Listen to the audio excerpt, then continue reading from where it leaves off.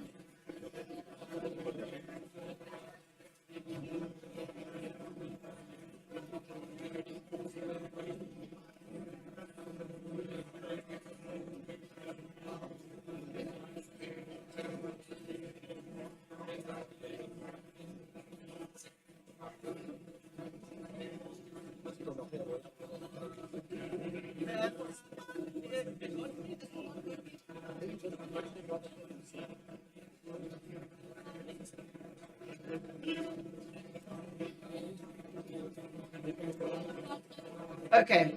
Good morning. It's 10 o'clock. Councillors, I'd like to proceed. If you can take your seats. That includes you, Councillor, and you, Councillor.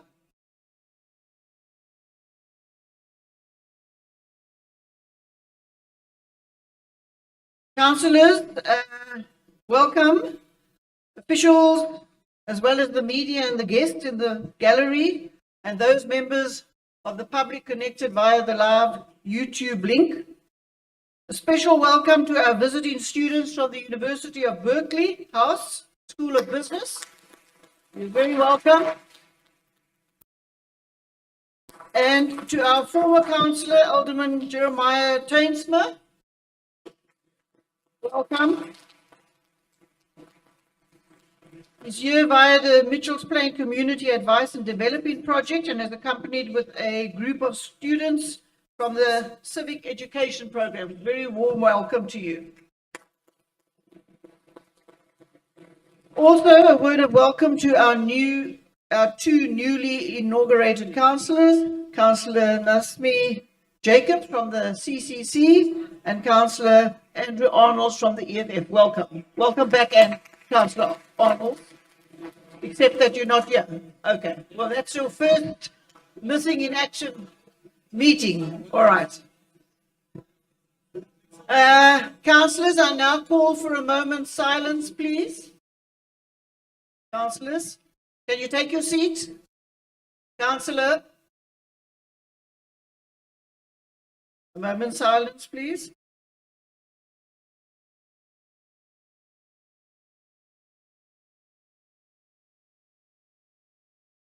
Thank you. Councillors, we will now proceed with the electronic registration.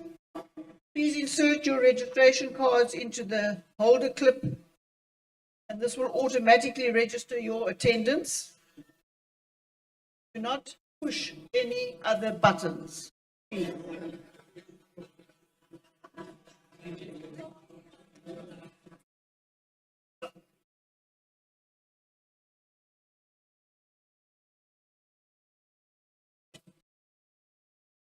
Are we correct?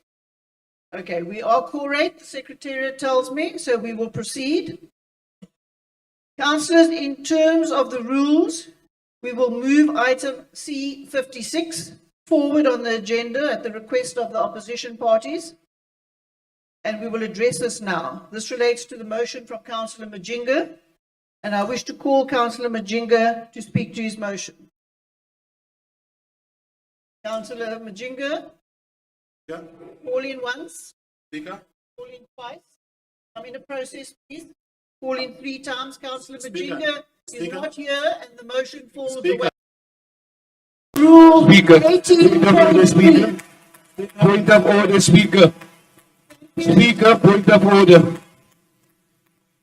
Speaker, no. In terms of Rule 18.2, I call You may not Councillor preside over Majinga. this process because you implemented. You can't. Thank you. In terms of the law, you can't, Speaker. You not preside. You can't preside over this process. Okay. You need to recuse yourself, and the city manager needs Thank you for that. take over. Thank you for that. I presume you have a law degree and you've Speaker, got the rules of order. Thank you very much. No, Speaker. You can't speak about the law. We are not going to Speaker. entertain this. The mover of the motion is not here. Speaker, You all got a copy of the rules of order. You all understand Rule 18.2. The mover of the motion needs to speak to his motion. Councillor Haynes. Speaker, I don't know why you are clapping. Time. Madam Speaker, in the program committee meeting and in the WIPS meeting,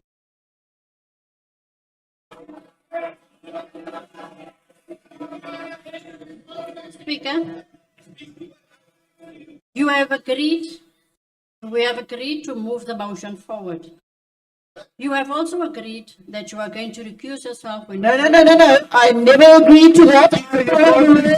Over this process. The mayor says, the law interrupts speak. Precedent says, I am the speaker until I am removed. I am the speaker. Thank you for your input. We're moving on with the agenda. Mr. Mayor, we call on you to address the meeting. Speaker, Speaker, no. The motion is against. Speaker.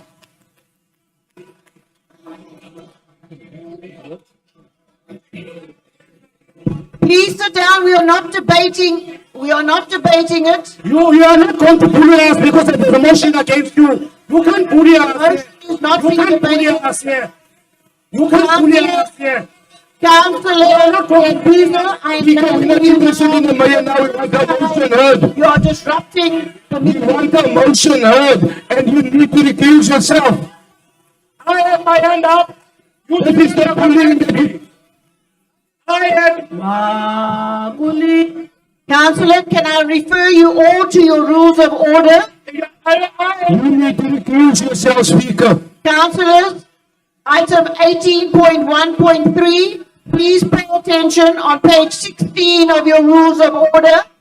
A motion shall lapse if the member who submitted the motion is not present at the meeting when such a motion is scheduled for debate. I now hand you Councillor Dambuza for the second time. On rule 24.1. Thank you, Councillor Dambuza. Please sit down. Please sit down. We are moving on the agenda. The item is no longer on the agenda. Councillor Dambuza, I'm naming you now for the third time. If you do not sit down, we will remove you. We're moving on to the mayoral address. Madam Speaker, Speaker, Councillor, Speaker, Councillor, in terms of item 28.3, Speaker, of the two warnings, the final warning, which you now have 3 times leader. during the deliberations of the council meeting, Speaker, I will inform you, the speaker shall inform the member that he or she will not be given an opportunity to heard for the rest of the meeting. Now, that's not a normal. I'm naming you for the first time. I'm naming you for the first time. Councillor Boy, and I'm naming you Councillor Chinchi for the first time. Thank you, you are disrupting the meeting. Thank you. Speaker, point of order. Point of order. That is not a normal motion. You can't use that. What you Is the remind mayor you, address, Speaker, no. you can't disrupt the meeting. Normal. You are misbehaving. That is not.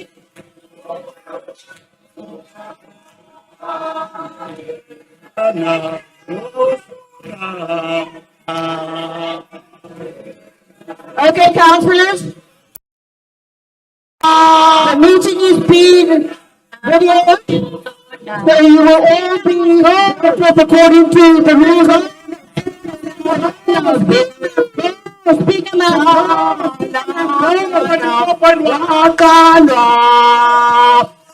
I'm writing on a rule. I was checking Jalam Jana. Petro, Rosonga, Ale. Rosonga, Gano, Ga, Gano, Rosonga, Ale. Om Sabala. Alam Jana. Wakan. Om Sabala. Jana. Wakan. Koreto. Tonga. Kalo.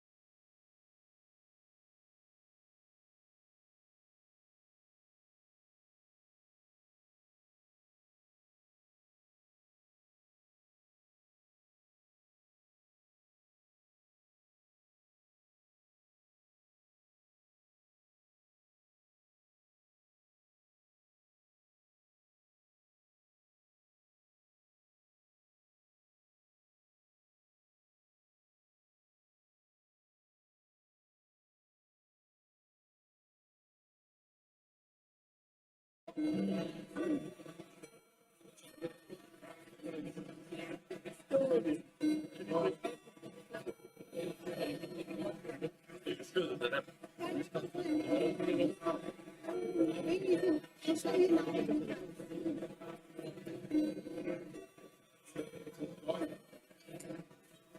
won't come back after that. You can blame it. Councillors, please take your seats.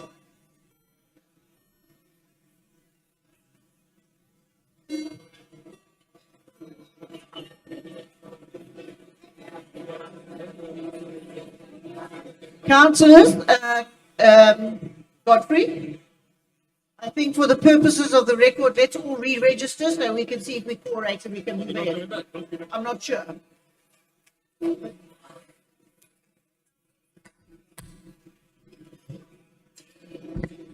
Councillors, can you re-register, please?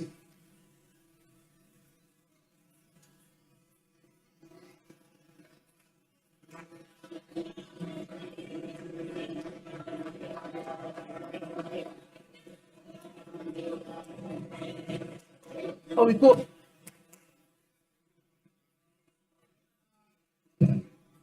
Well, okay, but we are correct, so we'll go ahead. Mr. Mayor, you may now address the House. Thank you very much, Madam Speaker, and good morning, ladies and gentlemen.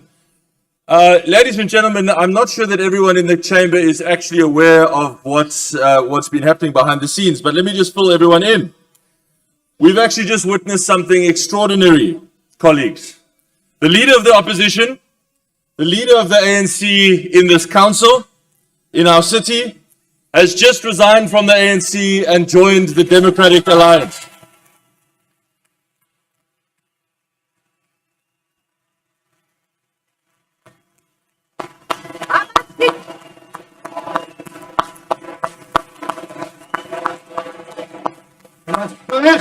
Bias correct. Say it again. Say it again.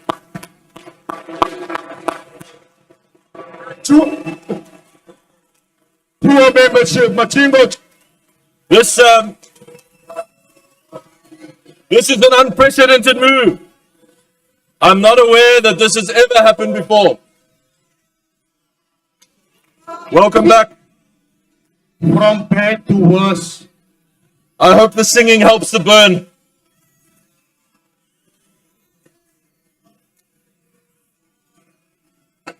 Sizabani.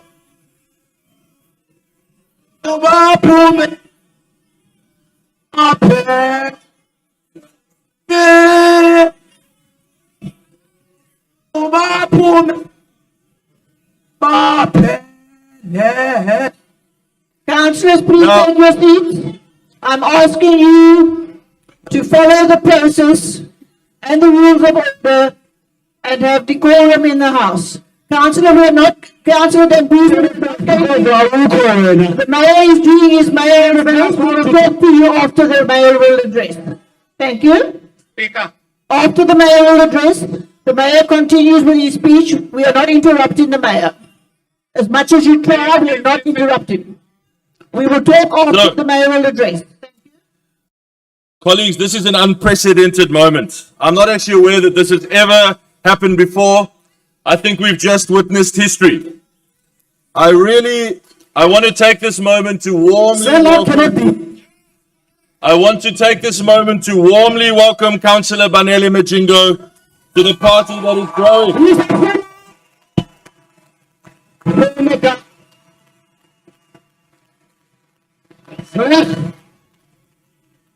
You can welcome. I want to welcome him to the party that is growing, to the party that is winning more support Councillors, from every community in I'm our naming city. you all for the first time. I want to welcome him to the party that is growing from every community in the city. In the opposition who are speaking, and that's not all of them, I'm telling you now, I'm naming you for the first You time. can buy. And then the You second can buy time, him. It's fine. and If you perhaps where is my Diego? the third time, You can let them- you don't get speaking Opposite. rights. Mr. Mayor. I really want to welcome him to the party that is much growing money did and you winning use more to buy- support from every community in Cape Town. I want to quote the very powerful and moving words of He has always Councillor. been a sellout. You can have him. I want to quote from his very powerful resignation statement. And I'm quoting. Councillor Suzette Little, I'm naming you for the first time. I'm quoting from his resignation statement. After careful consideration, I've come to realize that my personal values and principles are now more aligned with those of the Democratic Alliance. No, Speaker. I am Councillor Cupid, I'm naming you for the first time. Stop wagging your finger. You can include him as well. I'm still quoting from his resignation letter. I'm No, we committed. have to listen. I am committed to the DA's pursuit of clean governance and economic growth. No. Askari. No. I'm still quoting. He's all set. Baie dankie, Here. I'm still quoting. What This is is- this? This is the kicker. I'm increasingly impressed with their commitment to deliver for poor residents and the unemployed. Which poor resident? Where's Majingo? Thank you for those powerful words, Councillor. How much money did you Councillor Matutu, But most I'm naming importantly, you for the first time. What kind of the envelope? Pay attention, please. Chair, but most importantly, I want to speak you're directly. still presiding Mr. over Mayor, how much was he paid? Order. Did you write this script? You're still presiding over this. Mr. Mayor, can you please tell us how? Bingo. Chair, you are How still much was he paid? The mayor, particular process the mayor that is was doing his requested mayoral address. that you can't There's a mayoral address. presiding Councillor, over. Councillor Haynes, please get your councillors under control, please. It was Now- much paid. You are just one disrupting. over this session. No amount of shouting is going to change the fact that he's gone. We are So just deal with it. It doesn't mean Deal that with you it. must obey council. Rules of council. But most importantly, colleagues, I want to speak to current and former ANC voters in Cape Town who feel exactly the same as Councillor Majingo does. All of us here, we want the same things. Opportunities for our children, jobs, a future that is better than the present. In Cape Town, we are building that future. You can see it with your own eyes, and you can feel it when you talk to people. This party, this government in Cape Town is deeply committed to improving the lives of every resident of our city. And more residents across Cape Town are noticing.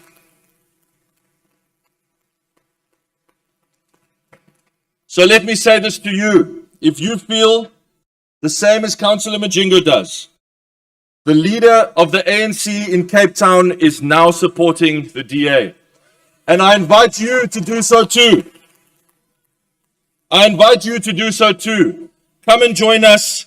You're all welcome. We're not sellouts, man. Can't you?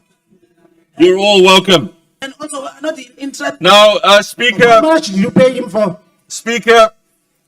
after such an extraordinary and historic start, and before I get into the details of our budget today, I want to recognize a couple of people first. Firstly, two new councillors, as you've mentioned, have already joined us, namely Councillor Arnold, representing the EFF, and Councillor Jacobs of the CCC, and I welcome them to council. Then a long-serving colleague of ours, Councillor Gross, is retiring today and leaves with our warm affection and thanks for her 14 years of service. Running away of the case.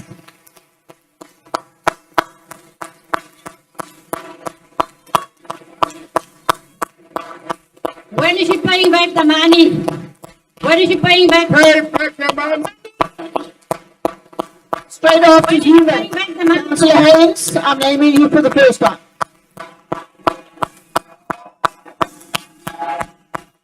Pay back the money. Pay back the money. Then, councillors, So you're going to put my timber in?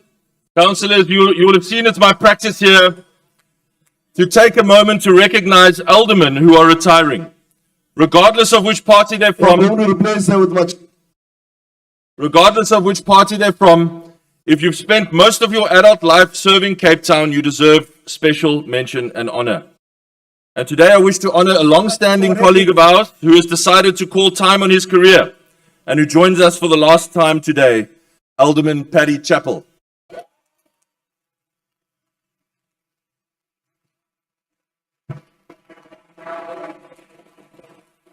So no wonder you wanted to get the best.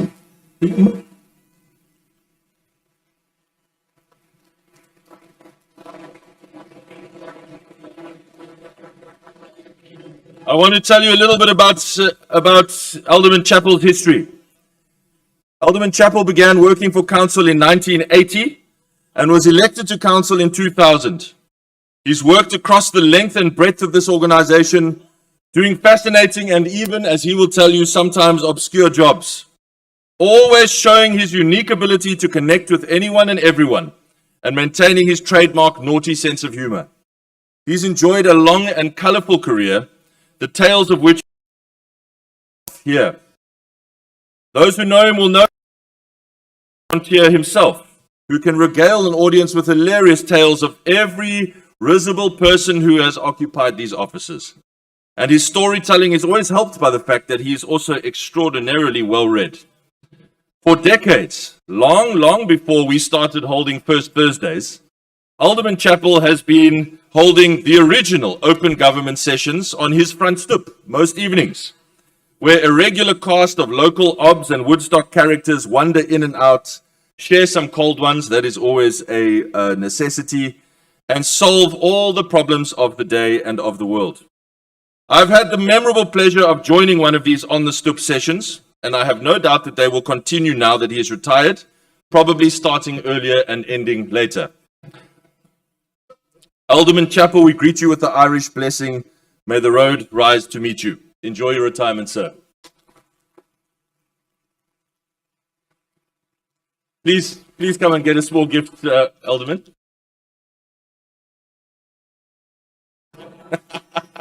You've got enough of those, Paddy.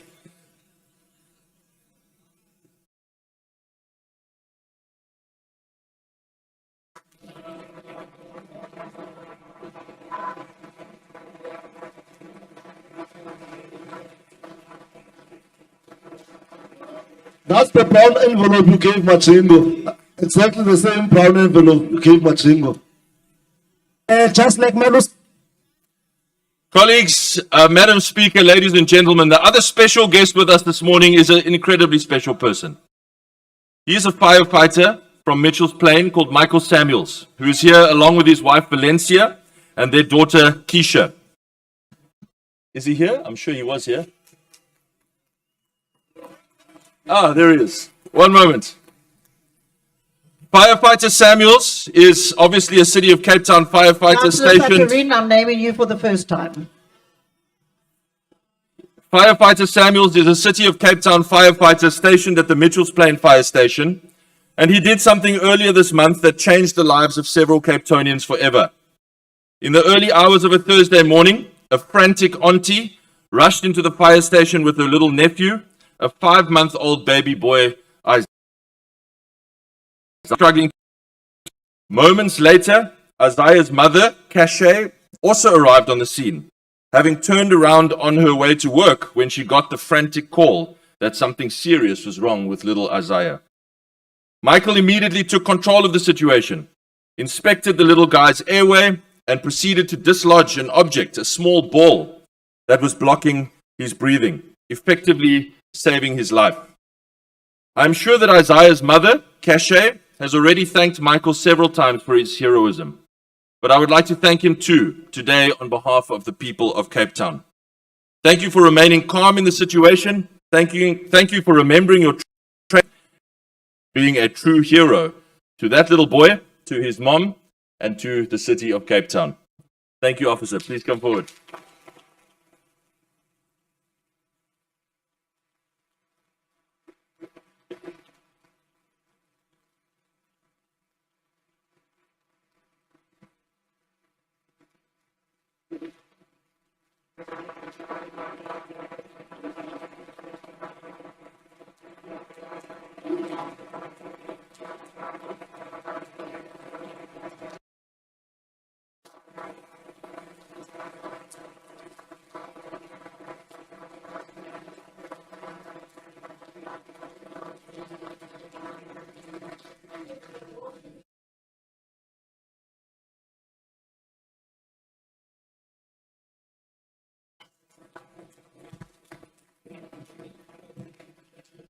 Now, Madam Speaker, to the business of the day. It is with great excitement and optimism that I address you this morning to table this administration's fourth budget.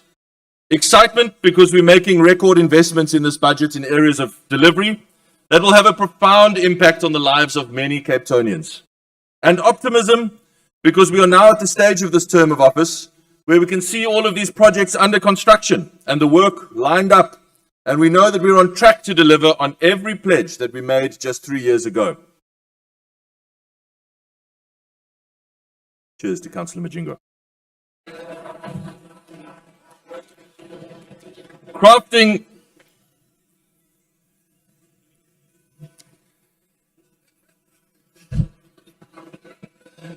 Madam Speaker, sorry, naughty.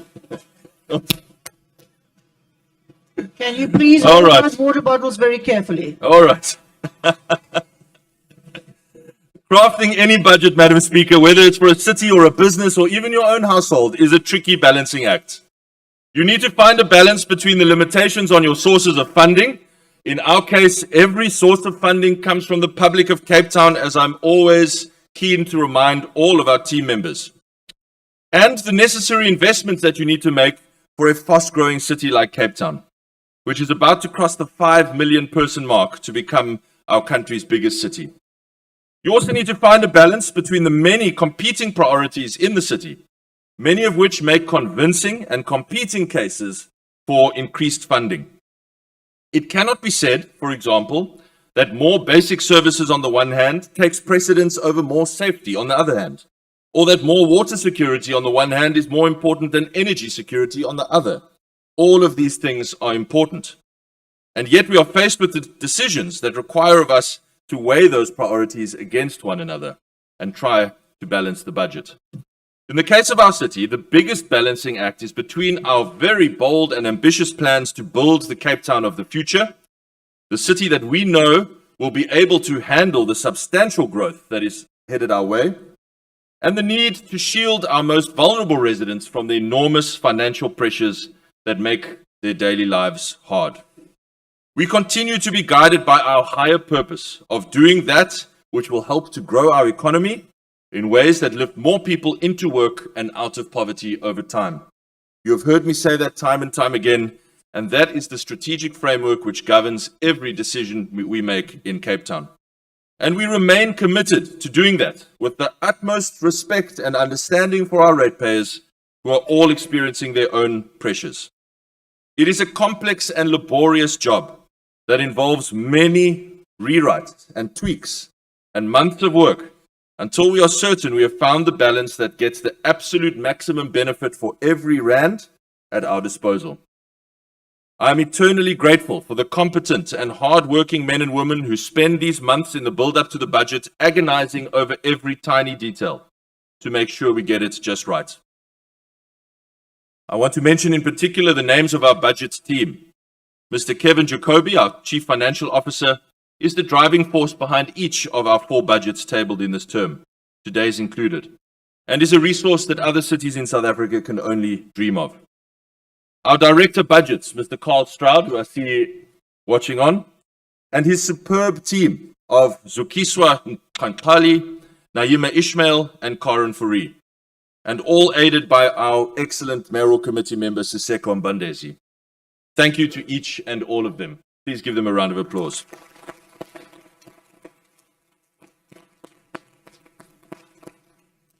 To everyone who worked long hours these past months to produce this budget, thank you. It's an exceptional document that reflects the city's value of care above all else, and it will go a long way towards helping us realize our vision of building a city of hope for all. At the start of our term, we made no secret about our ambitions. We announced the biggest infrastructure pipeline ever undertaken by a city government in South Africa. 120 billion rands worth of projects over a 10-year period, mostly in the critical water and sanitation space. And we committed to targets that require each of us to ramp up the pace of these projects in all of our directorates and departments for each new year of this term. Each of the budgets in this term so far has seen new capital expenditure records set. Every year we have broken our own previous record. as we begin to pull clear away of every other metro in South Africa. Today we table the fourth and, I'm afraid to say, the second last budget of this administration. And we have called this the Invested in Hope budget, because that is what we are now. As we approach the final 2 years of this term of office, we are fully invested in seeing all of the programs, plans, and projects that we've planned over these previous 3 years begin to come to fruition as we build this city of hope. Madam Speaker, I'm pleased to say that this budget contains Cape Town's planned infrastructure investment at 39.7 billion rand, which is more than all three of the Gauteng metros combined. This will create over 130,000 construction-related jobs alone, and crucially, a full 75% of this expenditure will directly benefit lower-income households.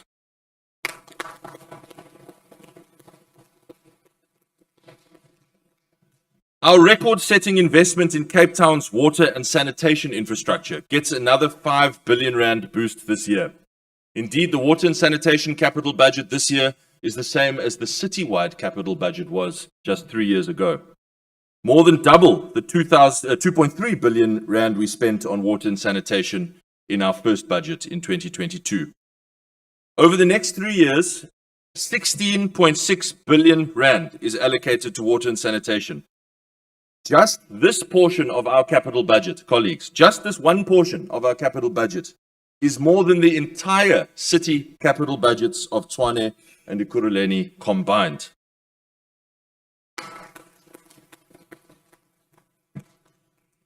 In public transport, over the 3-year MTREP, we're spending around 4.5 billion rand on our My City expansion. This, again, is the biggest project of its kind in South Africa, which, once it is completed, is going to improve the lives of so many people along this route. We also march ahead on our mission to a decentralized energy future that is less reliant on Eskom, with 5 billion rand of investment over the medium term in our electricity grid. Unprecedented investments in our city's infrastructure, in sustainable water, electricity and services, in public transport and better roads, in our community assets like parks, libraries, sports, clinics and recreation facilities, and also importantly in the safety net of care that we always extend to our poorest residents. We are now fully invested in delivering that city of hope, not for some, but for all. Well, as Councillor Majingo has said, he recognizes that it is for all. You recognize the same too. As with each of our previous 3 budgets, colleagues, there are certain areas of investment that stand out and really rise to the top of the budget document and speak to our pledges to the public that we made 3 years ago. This year, there is a clear standout investment that I want to talk about. And it is without doubt the truly massive investment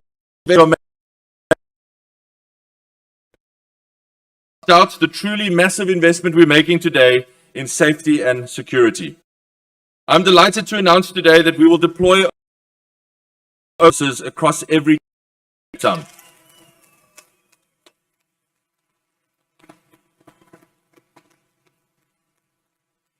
That means, and I know that ward councillors in particular are going to cheer this, every ward in our city will now have a permanent deployment of officers for the first time.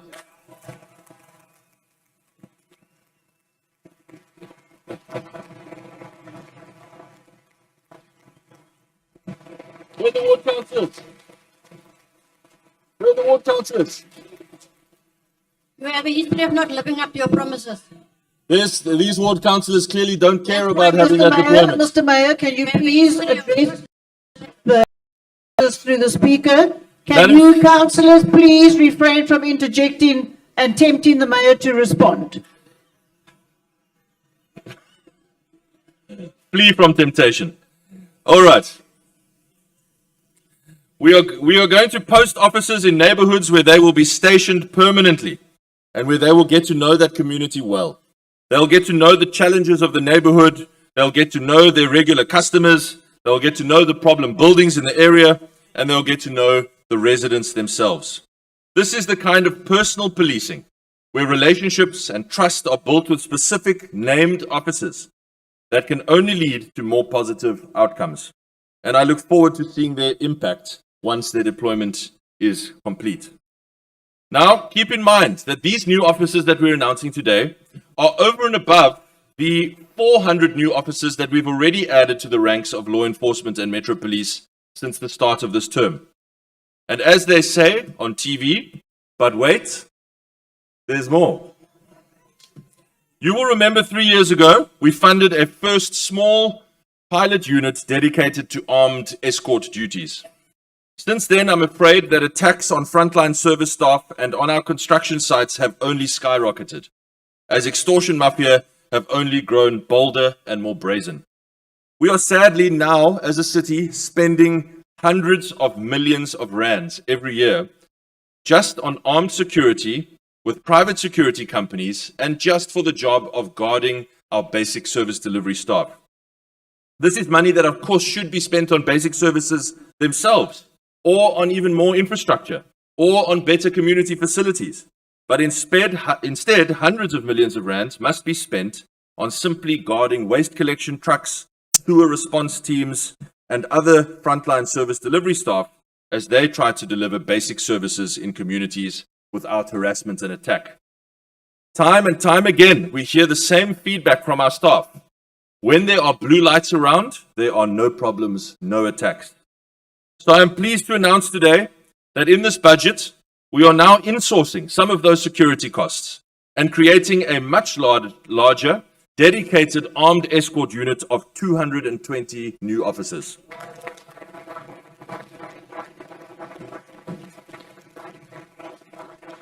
We hope that this will put a stop to the attacks on our frontline service staff so that we can better serve the public, especially in informal settlements. So with those two announcements today of over 700 new officers, the 500 ward-based staff and 220 armed escort staff, plus the 400 that we have already funded and deployed since the beginning of this term of office, this means that we have now funded and deployed 1,100 new officers since the start of this term. That is big. This is a huge investment in making Cape Town safer. Our total safety and security budget is now a massive 6.7 billion rand for the coming year. This really demonstrates our commitment to help the SAPS to fight crime and do all that we can to make Cape Town a safer city. Already with our major LEAP deployments to our metro's most violent crime-impacted suburbs, we are seeing significant successes in taking guns and drugs off of the streets. With our special CBD deployment here in this CBD, in Mitchells Plain CBD, in Belleville CBD, and in Wynberg CBD, we've seen big increases in policing action to combat crime. And this has inspired us to make this investment today in dedicated officers for every single ward. We are determined to make every single rand of our safety budget work as hard as it can to remove guns and drugs from the streets and to arrest the perpetrators of crimes. And when we do finally get the devolved policing powers we've been asking for, our well-trained officers will be in a position to investigate and build solid case dockets that will see these perpetrators taken off the streets for good. We will continue to advocate for and fight for this devolution from national government in the form of simple regulations issued under the SAPS Act. Speaker, I'm also now pleased to announce major tariff reforms today that will bring relief for lower income households when it comes to electricity, water, and sanitation bills. You will have heard NERSA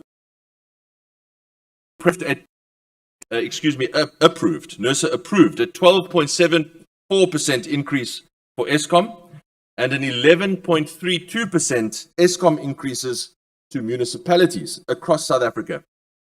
I am very pleased to announce, colleagues, that the city of Cape Town, our customers, will see just a 2% increase in price.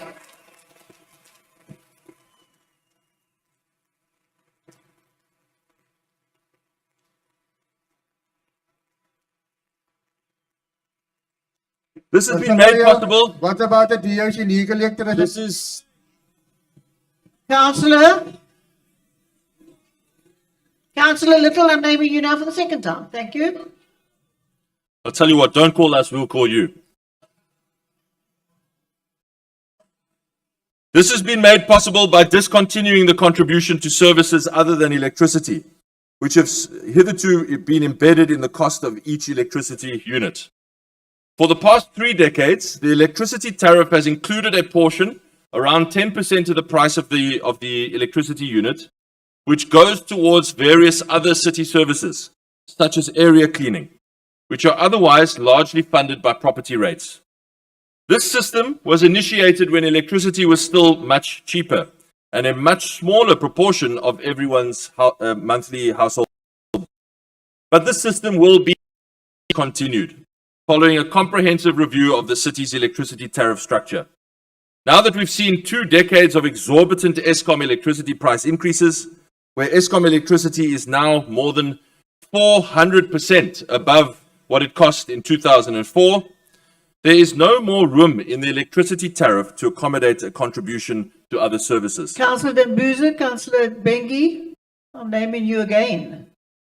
And you for the first time, Councillor Bengi. Thank you. Thank you. So, colleagues, we've now done away with this practice to assist households with the rising cost of electricity, which is a disproportionate part of everyone's monthly household expense. Cape Town has also made unprecedented moves for any metro to offer protection to our Lifeline customers. You'll remember that here in 2023, we raised the number of units that Lifeline customers can buy at the cheaper Lifeline subsidized tariff from 350 to 600 units a month. What this means is that Lifeline customers who use 600 units a month today will pay pretty much exactly the same as they did 3 years ago. Of the metros, Cape Town stands alone in this support measure. Lifeline customers will further pay no fixed charge, while city customers on the domestic tariff will make a proposed fixed monthly contribution of R59.90 to ensure sustainable electricity services. Speaker, I must pause to mention, and I see that he's not here today, that in the run-up to this budget tabling, because obviously the budget is published on Monday, we have seen misleading comparisons of Cape Town and Johannesburg tariffs by a councillor from Good. Now, I'm not sure, to be honest, I don't think that you can even compare Cape Town and Joburg anymore. We're pulling so far ahead. But for the record, the new fixed charge that Joburg has introduced on their domestic equivalent tariff is R230 per month. That is 4 times higher than the fixed portion of Cape Town's domestic tariff. 4 times. R59.90 versus R230 a month. It must also be noted, and this is really important, good at some things but not good at reading the budget. It must also be noted that the same Good councillor also mistakenly claimed that Cape Town's annual increase will be 9.32% for 2025. No, Madam Speaker, councillors, it will not. Let me repeat, our electricity tariff increase is just 2% for this year, compared to Eskom's 11.32% increase to municipalities. I think I can only guess, speculate that what the councillor did was he saw reference in the budget document to 9.32% and assumed that that is our increase. In fact, that is the difference between our increase and Eskom's increase, 9.32%. Now, Speaker, I turn to another big reform. Which will especially benefit lower income households. There are 2 key changes to fixed charges for water and sanitation. The first change is that fixed water and sanitation charges will now be determined by the value of your property and not by your connection size. This alone will provide welcome relief for households at the lower end of the income scale. We all understand... Councillor Satarina, I'm naming you for the second time. Reading for meaning is a problem in South Africa, we're aware. In the past, households were charged a particular fixed charge for water based on the size of their water connection. For most homes in our city, For most of us here and most residents of Cape Town, this is a 15 millimeter connection. But this has always had an inherent issue. It means that a well-off household with a 15 millimeter connection and a low-income household with a 15 millimeter connection paid exactly the same fixed charge. Now this fixed charge will be determined by the respective property values, resulting in a saving for the lower income household in that example. That's the first key change. The second key change is that sanitation, which used to only be an estimate based on the will now include a fixed charge portion as well. This fixed portion will be offset by a reduction in the estimated volumetric portion. So to make it absolutely clear for those for whom reading for meaning is a struggle, the overall cost to the household remains the same. Only the structure of the tariff changes. Previously, the entire tariff was volumetric and estimated. Now, the tariff splits between a volumetric, which comes down, and a fixed portion. These latest changes will enable infrastructure investment into the future and sustainable service delivery, while offering greater protection to our most vulnerable residents. I now want to turn to waste management. Madam Speaker, there is a change in how the city charges for waste services, which will reflect on residents' bills come 1 July. Previously, as we all know, only refuse removal was explicitly shown on your bill. Now, ratepayers will see both refuse and citywide cleaning reflected explicitly on their bills. This is not, I must emphasize, not an additional or new expense to customers. The removal of the electricity contribution to rates fully buffers the financial impact of the new citywide cleaning tariff. The citywide cleaning tariff will therefore not be a new charge, but merely a change in the method of how city customers see the charge and contribute to the funding of the service. Indeed, we have worked very hard to ensure that most customers in our city will still be slightly better off after the change, even if only by a few rand a month. Waste collection continues to be funded by its own tariff, which increases at 7.36% for 2025-26, as the city continues to focus in particular on improving waste and cleansing services in areas with lots of backyard residents and in informal settlements. Madam Speaker, we simply cannot speak of a city of hope until every Cape Townian has access to dignified.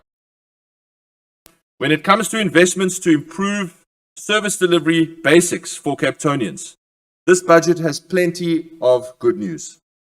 Already, our city has a reputation for getting things done quickly and efficiently. The constant flood of positive reports from residents praising our leak repair teams or our teams who go out late at night to fix electricity faults never fails to impress me. This makes me extremely proud to be a part of this team Cape Town. We want to do even more. We are always looking to do more to get basics right for residents, showing that Cape Town can and will be that beacon of hope that says decline in South Africa is not inevitable.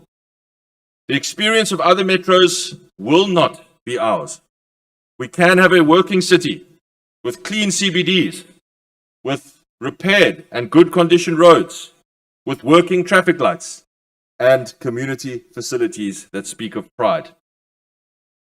This year, a total of 88 million rand will go to our new highway and CBD cleaning initiative, helping to keep Cape Town clean, ensuring our city is welcoming, presentable, and business friendly. Over the same 3-year period, we're investing in signals, just over 1 billion rand to purchase more refuse removal vehicles and plant. We've also set aside 2.5 billion for road maintenance, 687 million for road upgrades, and 294 million for congestion relief projects. We've 123 million for upgrades to sports facilities, to hubs and community halls, and 171 million for parks and public spaces. Libraries get 191 million rand in this budget for upgrades and new books. And our beautiful and much loved public swimming pools across the city will get more than 95 million rand to ensure that every one of them Every one of them must be pristine and operate smoothly. Cape Town's Safe Space Shelters, a unique investment among South Africa's cities in helping the homeless off the streets, gets a further 200 million rand investment over 3 years. Madam Speaker, Cape Town is already streets ahead of other metros when it comes to the social relief we are able to offer indigent and economic residents. And that gap between us and other cities will only continue to widen in this budget. In the context of all the investments I've already listed, we hope that ratepayers will understand the slightly above inflation property rates increase of 7.96% to cover the major growth in more policing resources for a safer Cape Town, accounting now for a third of every rand paid in property rates going to making Cape Town safer, as well as the major infrastructure investments in roads and community amenities. This is all literally being invested straight back into our plan to safeguard our city and its residents. Let me say that even with this property rates increase, ladies and gentlemen, Cape Town still has the lowest property rates for residential, commercial, and industrial properties in South Africa. And that is calculated with the nationally applied rate in the rand formula. In fact, even with this 25-26 increase applied, Cape Town's residential rate in the rand still remains below last year's levels in all other cities.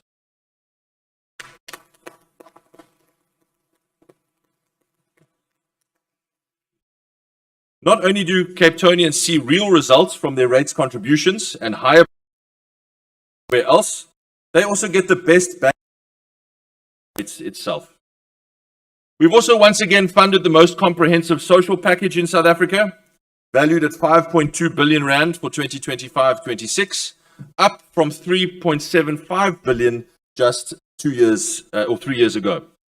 This includes 2.4 billion in rates rebates and 2.8 billion in indigent relief, to offer the highest allocation of free water at 15 kilolitres and free sanitation at 10 kilolitres of all metros in South Africa, and the widest qualifying criteria for lifeline subsidized electricity, as mentioned earlier. That is what you can achieve if you prioritize correctly and if you leverage the power of the country's loyal ratepayers for good. These are just some of the many highlights of this Invested in Hope budget, and I urge residents to read the full document, or maybe just the executive summary. What you will find is a budget that carefully balances the critical goals of investing in and building a city of the future, and also extending a hand of care and financial support to Cape Town's vulnerable residents. Madam Speaker, colleagues, guided by this budget, we are on course to deliver what we pledged we would do just 3 years ago, a city of hope for all who live here. I hereby table the City of Cape Town's 2025-26 budget and open it now for public participation. Thank you very much.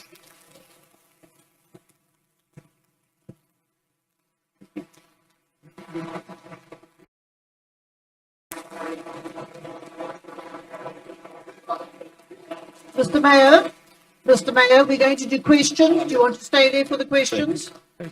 Thank you. Councillors, we now have questions to the mayor, and the parties that are asking questions are the NCC, the DA, the EFF councillors, the Good Party councillor Kenzie, and councillor and the PA. So we'll start with the NCC, Councillor Davids. Greetings to the House. I really am. How much tax money has the city spent? Mr. Mayor, can you excuse me? Just Sachi, we're in a process. Excuse me. Councillor Davids, sorry, carry on. Mr. Mayor, how much tax money has the city spent on suing our party president, Fadil Adams, while resources are wasted on legal battles? Communities continue to struggle with the lack of investment in safety, social development, and sports infrastructure. You spoke about officers. What happened to the Project 1000 initiative? Where are these officers stationed? And how is the city ensuring they are employed where the city are most. Councillors, please. Speaker, no. Respect the Protect speaker. the speaker. Okay? Councillors. Councillor van der Merwe. Madam Speaker, you need to name your Councillors. Councillor. On, please. Are you finished your question? No, not yet. Carry Madam on, Speaker. please. Thank you.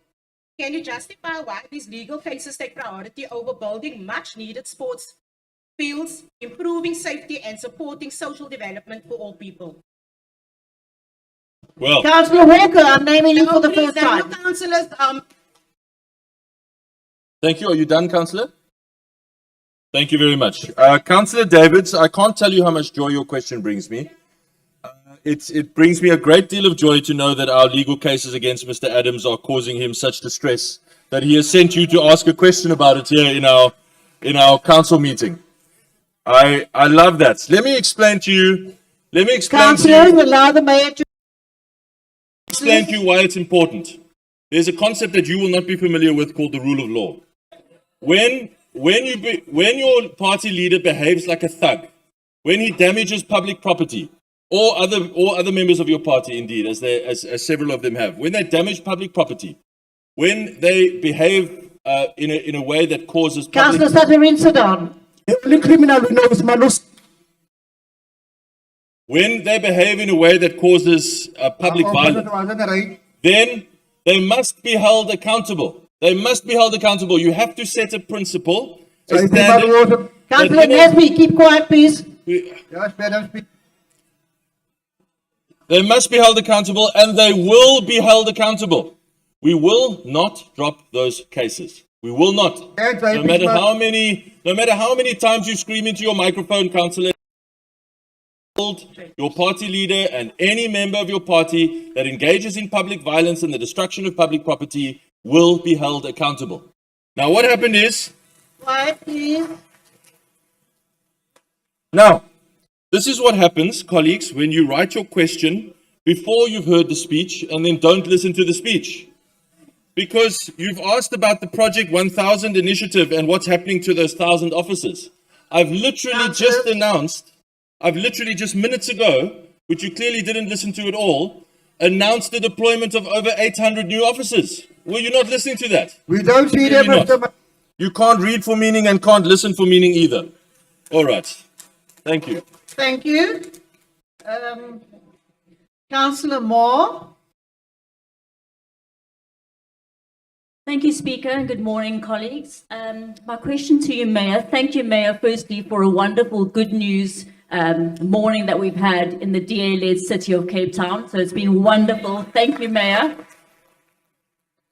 My question to you, Mayor, is your service blitz recently held in Mitchell's Plain, another very good news story. Will it be rolled out to all areas? Thank you. Thank you very much, Councillor Ma. Our service blitz has now gone to Atlantis and to Mitchell's Plain. And I can tell you that there are still about, if I remember correctly, about 34 more areas that have already been planned. So it will be rolling out across the city very, very widely. I can't say that in the 19 or 20 months remaining to us in this term that I will be able to get it everywhere, but it will be very, very widely spread around Cape Town. And the idea is so that residents can see and feel the impact of the services that we are delivering right in their neighborhood all at the same time.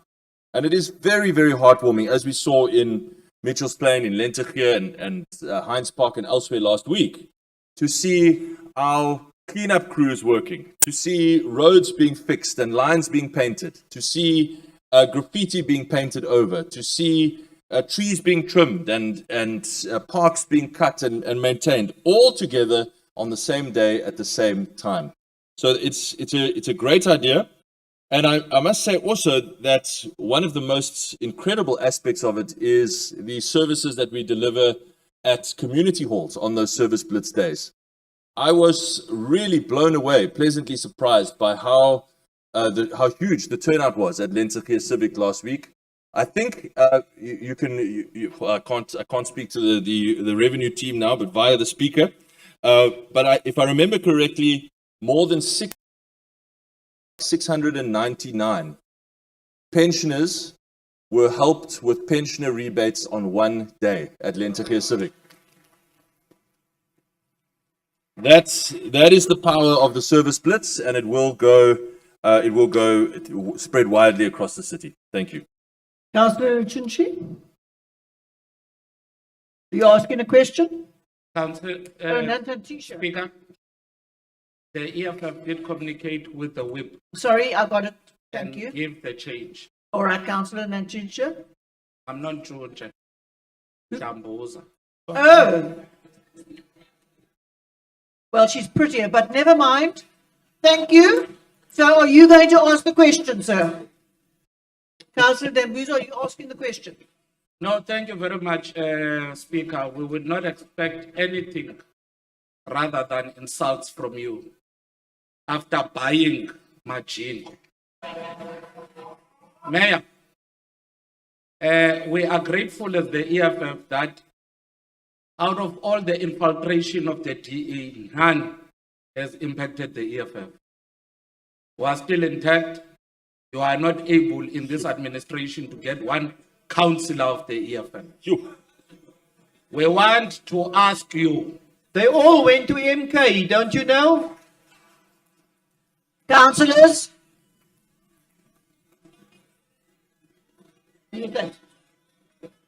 You must name your DA candidate. Councillors?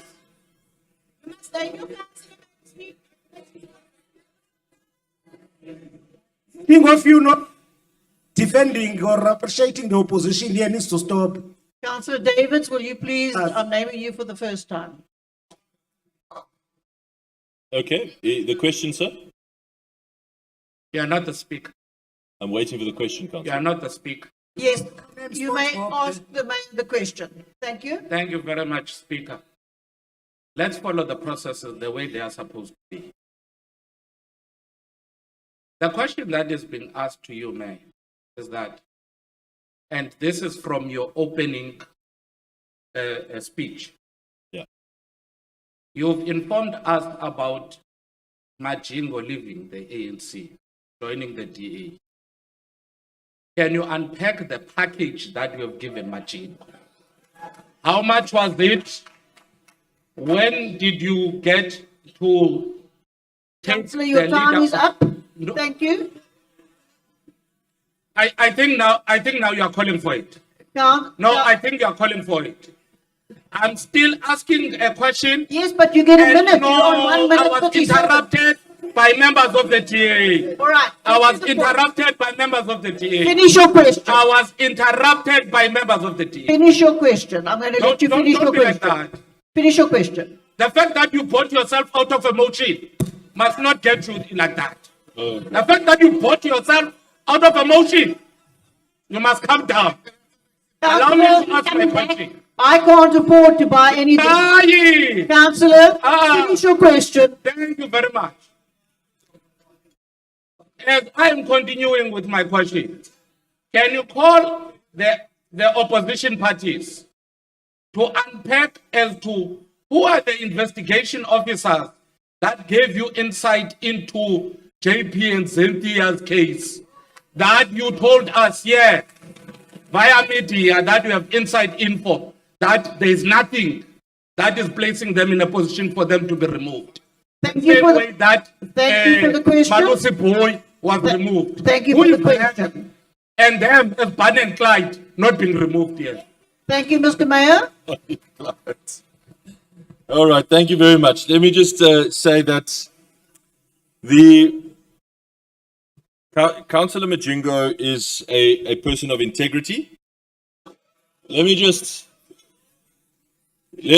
remind you that he is the leader of the ANC in the city of Cape Town. And he was also, let me remind you, the national campaign manager for the ANC in the 2024 election. Councillors, listen to the answer. You asked the question. So- No, we're correcting the answer. Ask the So, question. Wrong. He was- That's wrong. So when No, withdraw. when he says, I just want to quote, thank you That's for, what he wrote on the CV. thank you very much, Councillor Dambuza, for giving me an opportunity to quote from his statement again. He says, after careful consideration, I've come to realize that my personal values and principles are now more aligned with those of the Democratic Alliance. I'm committed to their pursuit of clean governance and economic growth. And, as I said, this is the kicker, I'm increasingly impressed with their commitment to deliver for poor residents and the unemployed. That is our performance here in this government is the only package he needed to convince him that this is the right place for him, that the DA is the party for him. And I want to repeat, the most important part of this morning is not actually about the individual of Councillor Majingo. It's not actually about the individual of Councillor Majingo. I want to repeat what I said. It is an open Councillors, invitation. please listen to the mayor. It's an open invitation to ANC members and ANC voters who feel exactly the same way. They have become unmoored from the party of their history, and they are looking for a new home that is genuinely committed to building the future of South He is, Africa. And I invite them. he is living alone because we brought him. I invite them all Councillor, I'm naming you for the first time. as I invite all of you, by the way, or maybe not all of you, but I invite a lot of you to do. Councillor Kadini, Councillor, he's answering the question. Sorry, I You was need to asking- control your response. You need to control your response. They teach that after they're taught to read with meaning. Because it's provoking them to sell out. And Quiet, I'm councillors, answering the question. quiet. I'm answering the question. Sometimes in life, you don't have to like the answer to hear the answer. Listen to the answer. No. Just making the meeting. Mr. Dambuza, Councillor Dambuza is listening to my answer attentively. You must do the same. Now, so thank you, Councillor. So I invite all of you, all of your members and all ANC voters in the city to do the same. It is an open and warm welcome. Now, let me say on the matter of the investigating officers, of the briefing that I received from the SAPS. Firstly, there's been a lot of, I'm not sure you can call it speculation, or there's been a lot of commentary, let's say, over how there was information ahead of time about the fact that this search warrant was going to be executed. And when I met literally hundreds of pages, Councillor, literally hundreds of pages of the social media postings from a local kind of rabble rouser called Mr. Adams. I handed over hundreds of his social media greetings, of his social media, not his greetings, greetings to you, Councillor Satterine, of his social media postings in which he said openly that this was going to happen.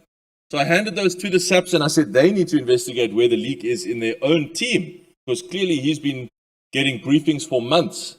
And even yesterday, I saw someone sent me a new posting of him where he's clearly been briefed again. So that really calls into question the integrity of that investigation. But let's get to the substance of the matter. I've set this out before, and I'll set it out for you in detail again. When the search warrant was executed against Councillor Malusi Boy, on that same day, I was briefed by two senior officers in my office, and they took me through the prima facie evidence that they had, much of which they had already made the effort to corroborate before. So the stuff that you are hearing in court now, I can talk about it now because it's now in the public domain, because it's been listed in the court documents.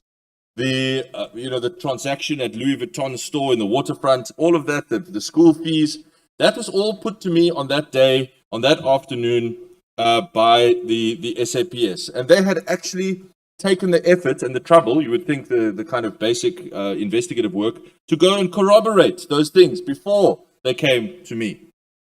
Now, I know full well that there's no entitlement to such a briefing. I was offered it as a courtesy. I didn't ask for it. I was offered it as a courtesy and I received it. and I received it gratefully. And so when this search warrant was executed, I asked for the same courtesy to be extended. And I was flying to Johannesburg for a meeting of the Presidential Infrastructure Committee, and so wasn't actually in Cape Town, and I couldn't get a time to see SAPS. But when I got back from Joburg, I saw SAPS senior leadership, and they took me through what they allegedly had, so to speak, the information contained in the warrant. And it was, firstly, none of it had been corroborated, as with the previous case, and it was flimsy at best. And so it really did. I had to think about it pretty seriously, but it really did seem to me that it would be a great injustice to remove someone from office when there is nothing more than a fishing expedition on the face of it underway here. And obviously, I've said if circumstances change, then decisions change. But until such time as that, or if and when, and I don't think that it will, but if and when, then my decision stands. Thank you. Thank you. The next question is Councillor Lowe. There's no points of clarity in this section of the agenda. Sorry, Councillor Lowe. Thank you, Madam Speaker. So just, You may put it in writing to the next meeting. Councillor Lowe. Madam Speaker, I just referred to the one document, cleaning tariff. This is not an additional or new expense to customers. Savings in electricity. That means the increase in electricity that we have. The question is, the city is full of fixed charges, but same DA goes to the city of Johannesburg when they want to put in a fixed charge and claim it's unlawful or not fair to the customers. Yet the new budget is full of new fixed charges. The question is, how many of that fixed charges is to cover for Matingo's salary though? Yeah, I hear about the adding up and accounting. I want to remind you, Mayor, to the velodrome script that you sent me of 300 million. If you add it up, it's 190 million coming out of this office. Further, Mr. Mayor, just on the tariff, so we want to try and get a clean indication. Is that the full fixed tariff? Not. And then on the safety problem that we've got in Cape Town, all this new tech equipment that we're buying year on year, but the crime is going up. There's no proper downgrade or better things on the crime. And there's an old saying that say the person who's responsible for the problem cannot be responsible, cannot be part of the solution. And I think it's time we put something else. Thank you, Mr. Mayor. Mayor? Okay. I didn't quite hear the last. Well, you got the gist of the question. All right. I thought there might actually be a question there, but I was disappointed. All right. Let me just say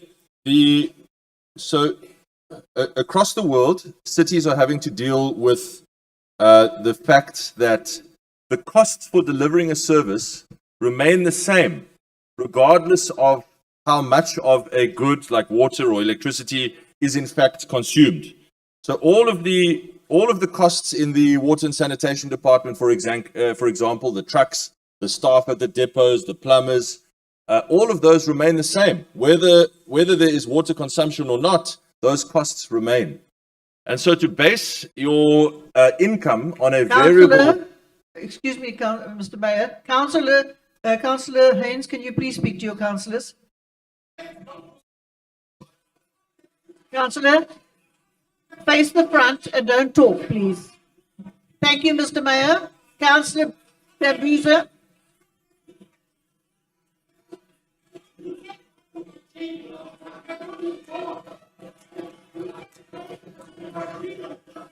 Thank you, Councillor. Councillor. Councillor. Councillor. Councillor, I really don't want to ask you to leave, but please behave. Councillor, Mr. Mayor, continue and answer the question. Okay, so I just want to say So cities all over the world are grappling with this, and just like for a household or a business, you cannot plan your budget on a variable source of income. That makes it very, very uncertain and hard to plan your expenses. So there is an increasing shift all over the world to shift to away from variable income and to a greater proportion of fixed tariffs. That's not to say that all of the tariff will or should ever be fixed tariff. I don't think that that's the case at all. But that at least a certain portion of the department's budgets should be fixed. And I think there's an obvious rational sensibility to that. There's a second major sensibility. And it would be very strange to hear you arguing against this, but stranger things have happened. And that is that a huge number of the wealthiest customers the grid. They remove themselves from the water grid by installing these extremely fancy reverse osmosis filters at their homes and digging big boreholes. And wealthy and even middle class consumers remove themselves from the electricity grid by installing solar PV backup systems. Now, what they are doing, of course, they are free to do that. We'll never stop them from doing that. But what they are in fact doing is removing a whole lot of cross-subsidization from the system, because naturally we charge those wealthiest and biggest consumers the highest prices, and we use that to cross-subsidize free services to the poorest residents. So if you remove that cross-subsidy income from the system, you are in serious financial difficulty. So by forcing those customers to pay for the costs of using the city essentially as a supplier of last resort, or that fancy filtration system fails, they still want to be connected to the city's water supply. They have to pay for the cost of that connection. There is a permanent maintenance and upgrading cost that comes along with using the city as a supplier of last resort. Similarly with Eskom, with the electricity, even those families who have installed solar systems, very, very few of them, literally a handful of them, have actually fully removed themselves from the grid in Cape Town. They are still grid tied, so that if the sun doesn't shine or if their battery fails, they still have the grid availability.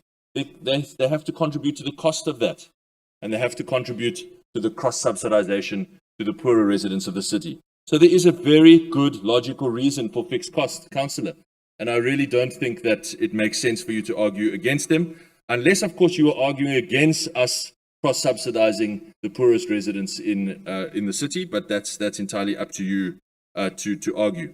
So the question then becomes: is the fixed cost reasonable? Now, let's look at the fixed cost that we've announced today. The fixed cost in sanitation is entirely offset by a reduction in the volumetric charge. So there's no change to the impact on the pocket for the customer. Instead of just having that estimate that we always see on our monthly bills for sanitation charges, you will now have a fixed portion and a volumetric portion. Same bill, just two different portions, the structure changes. And as I think I dealt with the huge difference in reasonableness between our fixed charge on the domestic electricity tariff, 59.90 rand, versus the fixed charge on the in Johannesburg of 230 rand. And by the way, the fixed charge that it seems Eskom is now wanting to introduce, which I believe is 430 or 480, 430, something like that, rand a month, that Eskom customers are soon to be hit with. So I think that our fixed charge, there's a very good logical argument to be reasonable. Let me then come to your second question of safety technology. I remind you that the city has about 3,500 officers across all of our services. That's traffic, metro, and law enforcement, compared to about 30,000 officers that are in the SAPS just in Cape Town. Today we are adding 700 more. So that's a huge investment. Our officer count will go from roughly 3,500 to roughly 4,200 in one go. But it is still just over a tenth of the resource deployment that the SAPS has in Cape Town. So what we try to do with all of these investments that we are making is to bridge the gap between the policing that Cape Town needs and the policing that Cape Town has.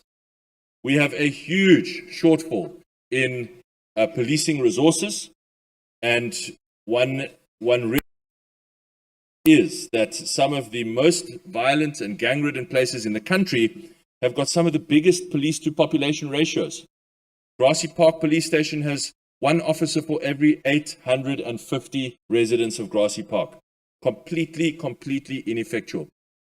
So there's this huge gap. The police that South Africa has, the police that South Africa needs.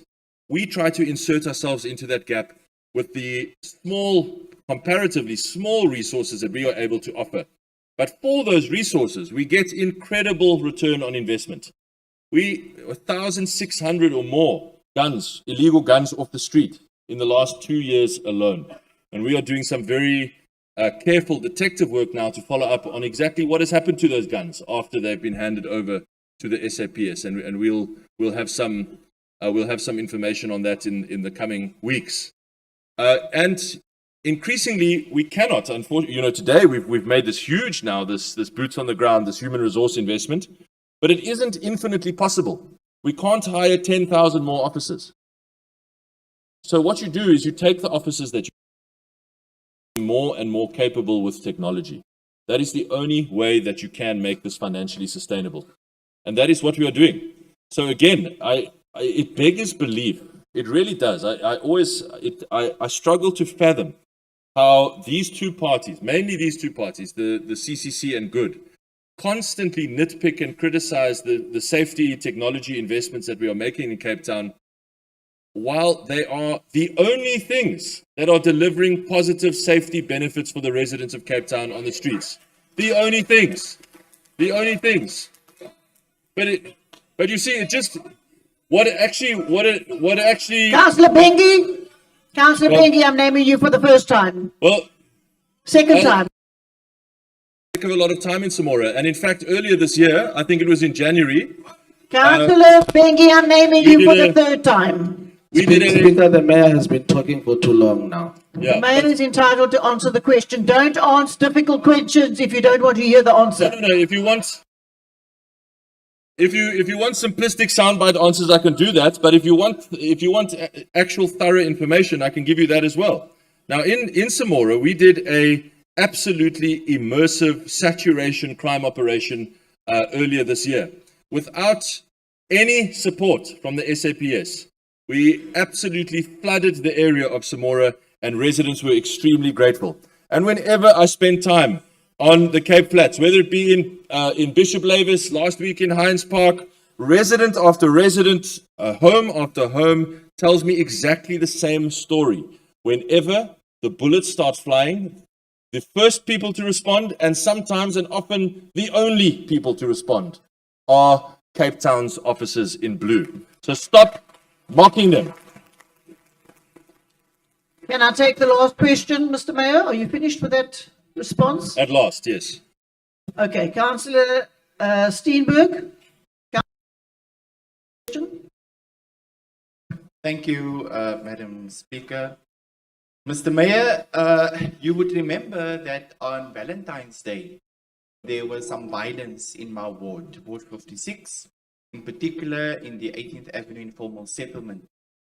I lodged a complaint that it was layered with a number of allegations with you on the 18th of February, Mr. Mayor, after, amongst others, Professor Brian Williams, an internationally recognized mediator and peace builder, was prevented by the City of Cape Town's law enforcement to bring about peace that day. And so, Mr. Mayor, as the ward councillor of Ward 56 that morning, I've requested him to bring about peace on the 14th of February, when law enforcement officers were shooting at people during an operation to break down unoccupied structures in the 18th Avenue informal settlement.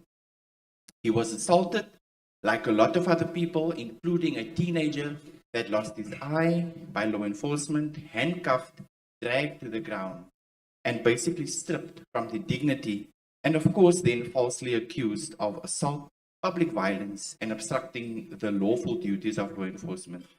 They had to spend about a few nights in jail because of this unlawful and heinous acts. So my question to you, Mr. Mayor, has the law enforcement officer who violated the rights of Professor Brian Williams and the others been suspended pending the outcome of a disciplinary hearing? And has the law enforcement officer been charged with misconduct? If so, Mr. Mayor, what is the outcome? I want to conclude by saying there are many residents within the ward that have concerns about the behavior of law enforcement on that Conclude. day. I need to report back to the people of Ward 56 Thank about you, the Mr. issue Mayor. that relates to this matter. Thank you very much, Councillor. That is a worthwhile question. I obviously took note of the incident that took place. I know that it is under investigation by the directorate, and if there has been any inappropriate action by an officer, we obviously expect the highest standards of professionalism and professional conduct by our officers. And if there has been any inappropriate or illegal action, I assure you those officers will be dealt with. I have followed up on the status of that investigation and have been told by Alderman Smith's office and Executive Director Botto's office that it is still underway. And I will follow up during the course of this meeting to ensure that, to check on progress thereof. I have high regard for Professor Williams and for the constructive and positive role that he's played in that community. And of course, it is regretful that if he was harmed in any way or anything happened to him, I do not believe, from what I know of Professor Williams, I don't believe that he would have engaged in any public violence. But obviously that is for the investigation to determine, and I can't preempt the outcome of that investigation. I must say, just to go back to the earlier question, that this is why it is so important that we roll out technology like body cameras, so that there's evidence of every interaction that our officers have with the public. And it's very pleasing that I think over 800 of our officers already have body cameras. But of course, there are many, many more officers still to get them, and we will roll them out as quickly as we can. Now, let me just say about the 18th Avenue informal settlement. Because, of course, it is also true that what law enforcement was there to do was entirely lawful and correct. They were responding to an illegal land occupation, and they must do that. Illegal land occupation is unacceptable. Now, many people, many of your residents have written to my office, have tagged me online, have sent me WhatsApps calling for the city to take much firmer action to stop the slow creep of that illegal occupation taking place at 18th Avenue. You will know yourself that over the course of several weeks during late 2024, if I remember correctly, it was roughly October, November, December 2024, that there was an organized, sustained illegal occupation on that land, and that the owners of the land, the Ndabeni Trust, did nothing to resist that. The SAPS did nothing to stop that. It was only City of Cape Town law enforcement which acted to protect that land from illegal occupation. So they were doing exactly what they must do. I hope that you would support us in saying that illegal land occupation is not acceptable in South Africa. It is unlawful, and it must be stopped by all law enforcement agencies when it occurs. And we call on the owners of that land, the Ndabeni Trust, who have allowed that land to just lie there fallow for so long after it was awarded to them in a land claim. They've allowed it to become the site that it is today, which is not a positive contributor to that community, but in the most part is a negative detractor from that community. And many, many dozens of your residents were in touch with me personally to emphasize that point. So I fully support the action that law enforcement took, but of course, we expect the highest standards of professionalism. And if any officer in their personal conduct acted unlawfully, they will be dealt with in Cape Town, I assure you. Thank you. Is that concluded? Can we then move on in the agenda to the Chief Whip? Thank you, Speaker. Thank you. Applications for leave of absence. Thank you, Speaker. Good morning, colleagues. Speaker, apologies are as follows. Good morning.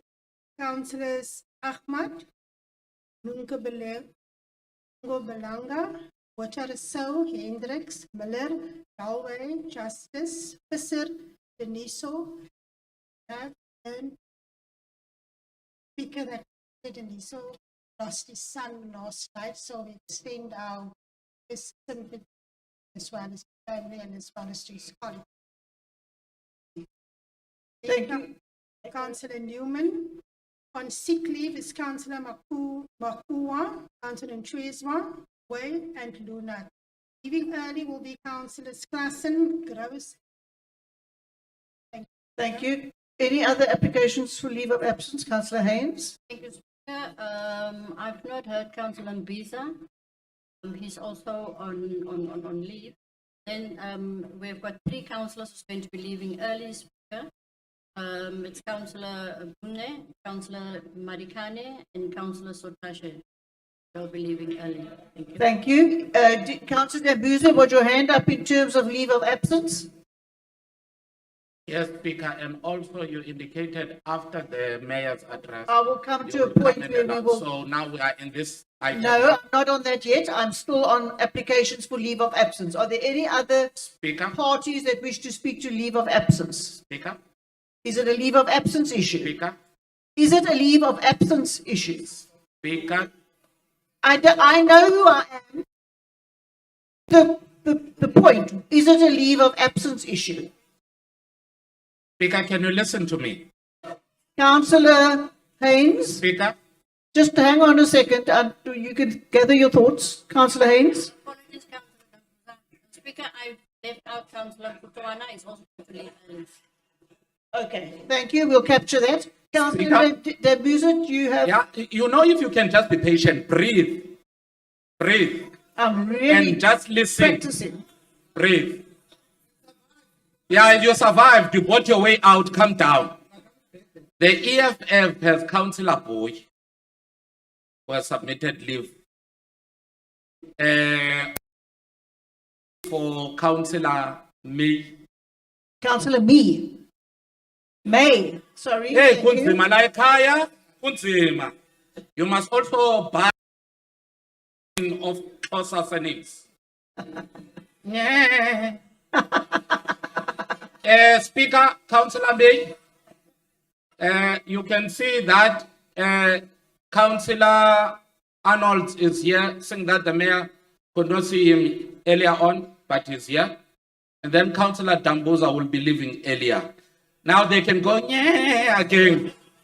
Councillor, I recognize Councillor Andrews came in, Andrew Arnold, sorry, came in earlier, but out of respect for the mayor's speech, he waited to take his seat. So thank you. Welcome, Councillor. All right. If there's no other applications for leave of absence, I want to take an opportunity to give a moment's silence in memory of Councillor Deniso's son and to give him our condolences. Thank you.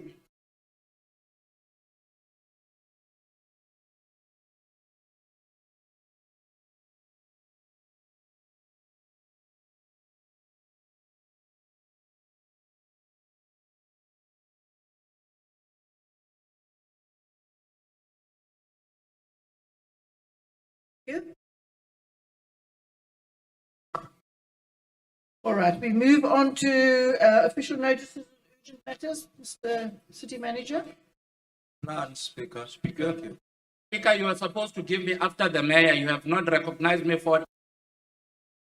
So, Councillor, let's just get to the point where we can actually take something off the floor. Okay, so we're just going to move on to now the confirmation of the minutes. Speaker, Councillor Grissel. I just want to make an announcement. The lady next to me was not engaged last night, but she's morning engaged. You are allowing Thank you. it when it's DA. Go. Okay, You are allowing it when it's DA. thank you. You are allowing it when it's DA. All right, Can't can, allow it when it's can us. we just do the minutes, please? Starting on page 5. There were some corrections done which were previously brought to our attention. Can we just check that all the attendances are correct? and then moving on through the minutes to the conclusion on page 61. Are the minutes as they are now correct? Thank you. We'll approve the minutes.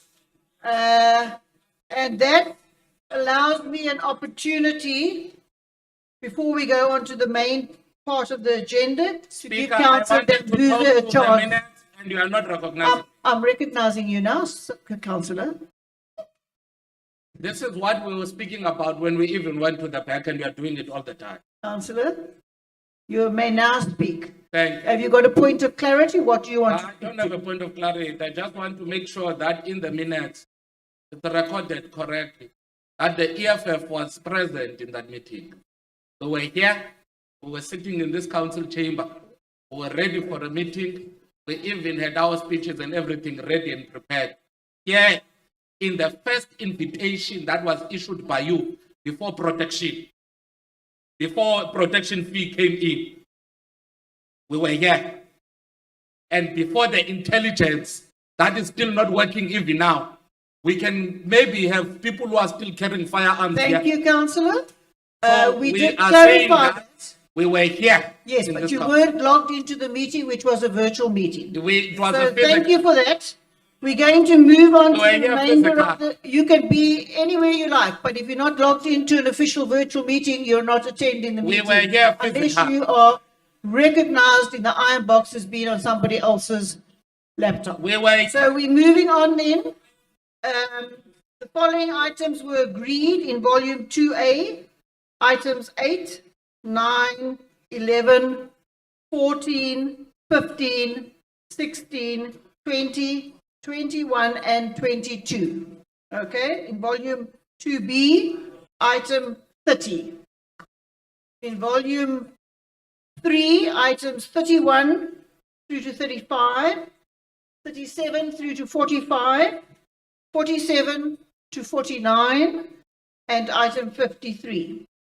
In volume 4, the items agreed to not speak are items 57, 58, 60 to 71, and 73 to 82. Are there any parties who wish to pass a comment in this regard? Councillor Dambuza. Now, let me compliment you, Speaker, now. You've recognized me very, very fast. Thank you very much. The EFF wants to indicate that it will be sending to the Office of the Whip all the items that we don't agree with, but due to airtime, we're unable to speak on those matters. Thank you. All right. So there are now 210 councillors in the chamber. I will read out the numbers. The ANC has 38. The DA has 131. ARA has 2. ACDP has 6. AIC is not present. Al Jamar is not present. The CCC has 5. Cape Exit has 1. CMC 1. DI 1. EFF 7. Okay. Freedom Front Plus 3. Good 8. The PA 6. PAC is not present. UDM is 1 and UIM is 1. Okay. Councillor Dambuza. No, thank you very much, Speaker. I just want you to recognize that the EFF has 80 people in the House. I'm sure the reading was before Councillor Arnold arrived, Yes. but now he has arrived and we are 8. Thank you very much. Thank you. And we are very. Councillor Mukungwana. And no one is bought. Councillor Arnold, have you registered? Can I use this You one? have registered now. Okay, thank you. I'm going to use this one because mine is locked. I wanted to bring to your attention that when I moved out to go to the gents, I handed over my card to the officials, but they've misplaced it. So I think that is why my mic is not working. Thank you. Also, that big focus of the PAC is here next to me. Are you registered? Did you register with your card? Yes. Okay, we'll pick it up. Thank you very much. Councillor Steenberg. Speaker, you've now just given us another councillor. You've indicated we are 6. We are not 6 yet. We're still 5. Okay, so perhaps there was a mistake with you. I'm delighted to see that. Oh, so it was. It's now 5.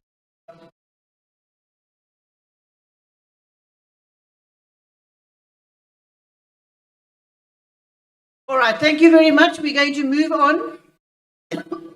Councillor Dembuza. No, thank you very much, Speaker. Councillor, please, Councillor Bengi, I've named you 3 times. You have no speaking rights anymore. Councillor Dembuza. No, thank you very much, Speaker. What I wanted to raise to the House is that we adjourned for 10 minutes and we went for a caucus. After the caucus, we were supposed to have come to the House and then indicated as to what has been agreed upon there.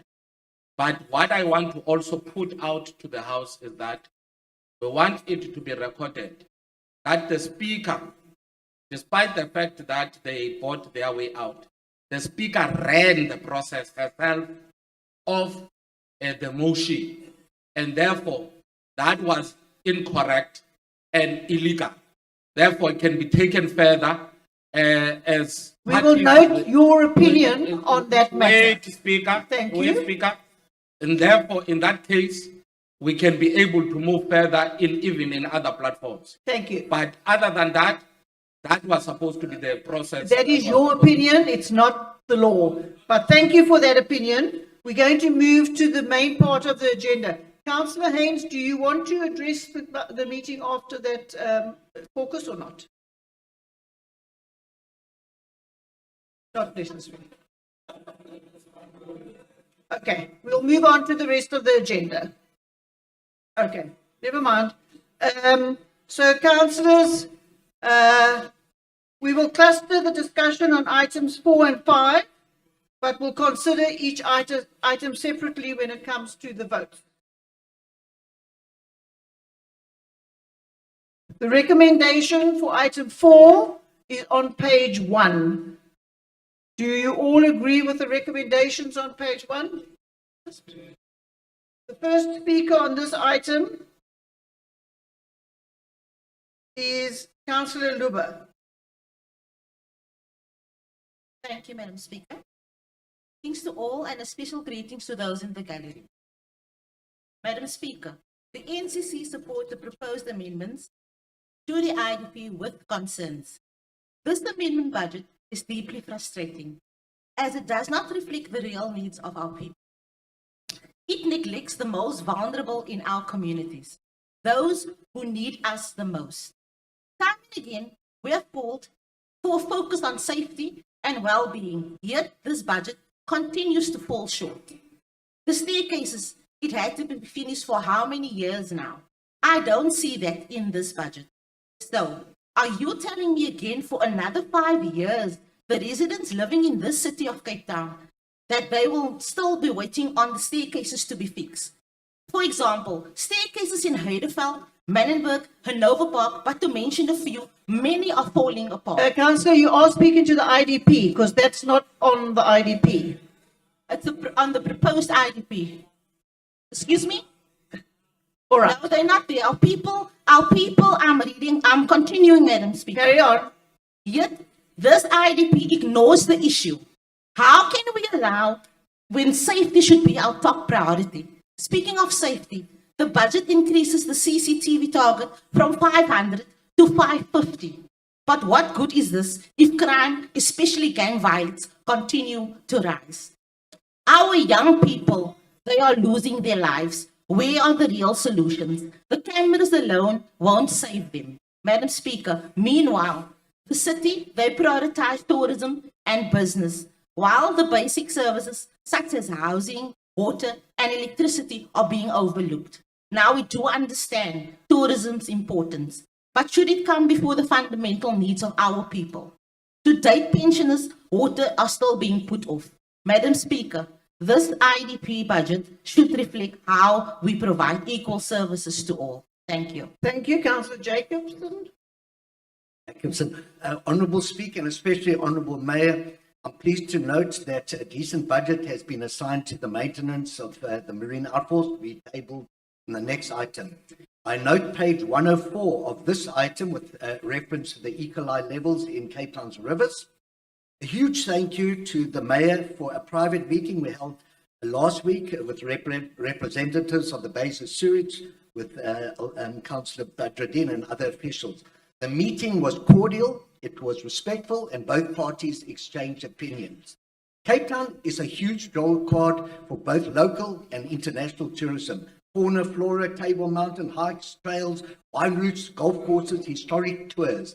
But Cape Town is most one, but two, our pristine beaches and blue seas. We lose that image and credibility, then we lose tourism of investment, the consequences which will be dire for our less fortunate communities and the provision of service delivery. The Mayor inherited an old ailing MOP marine outfall infrastructure, and whether we budget now or in years to come, it must be done. It will be the largest expense ever presented to Council, but the cost to Cape Town and health will be priceless if we don't repair. The Mayor is proud to promote a city of transparency and honesty, and we were very pleased that he would entertain independent testing and auditing of our coastal beaches. Our prayer is also that the coastal waters are tested not only for intercocci, but also importantly for E. coli to fall in line with the World Health Organization standards. And we also wait anxiously and with respect from the Mayor to present a statement showing our cordial engagement later today. Thank you, sir. Councillor Kleinschmidt, I'm naming you for the first time. Thank you, Councillor Adenauer.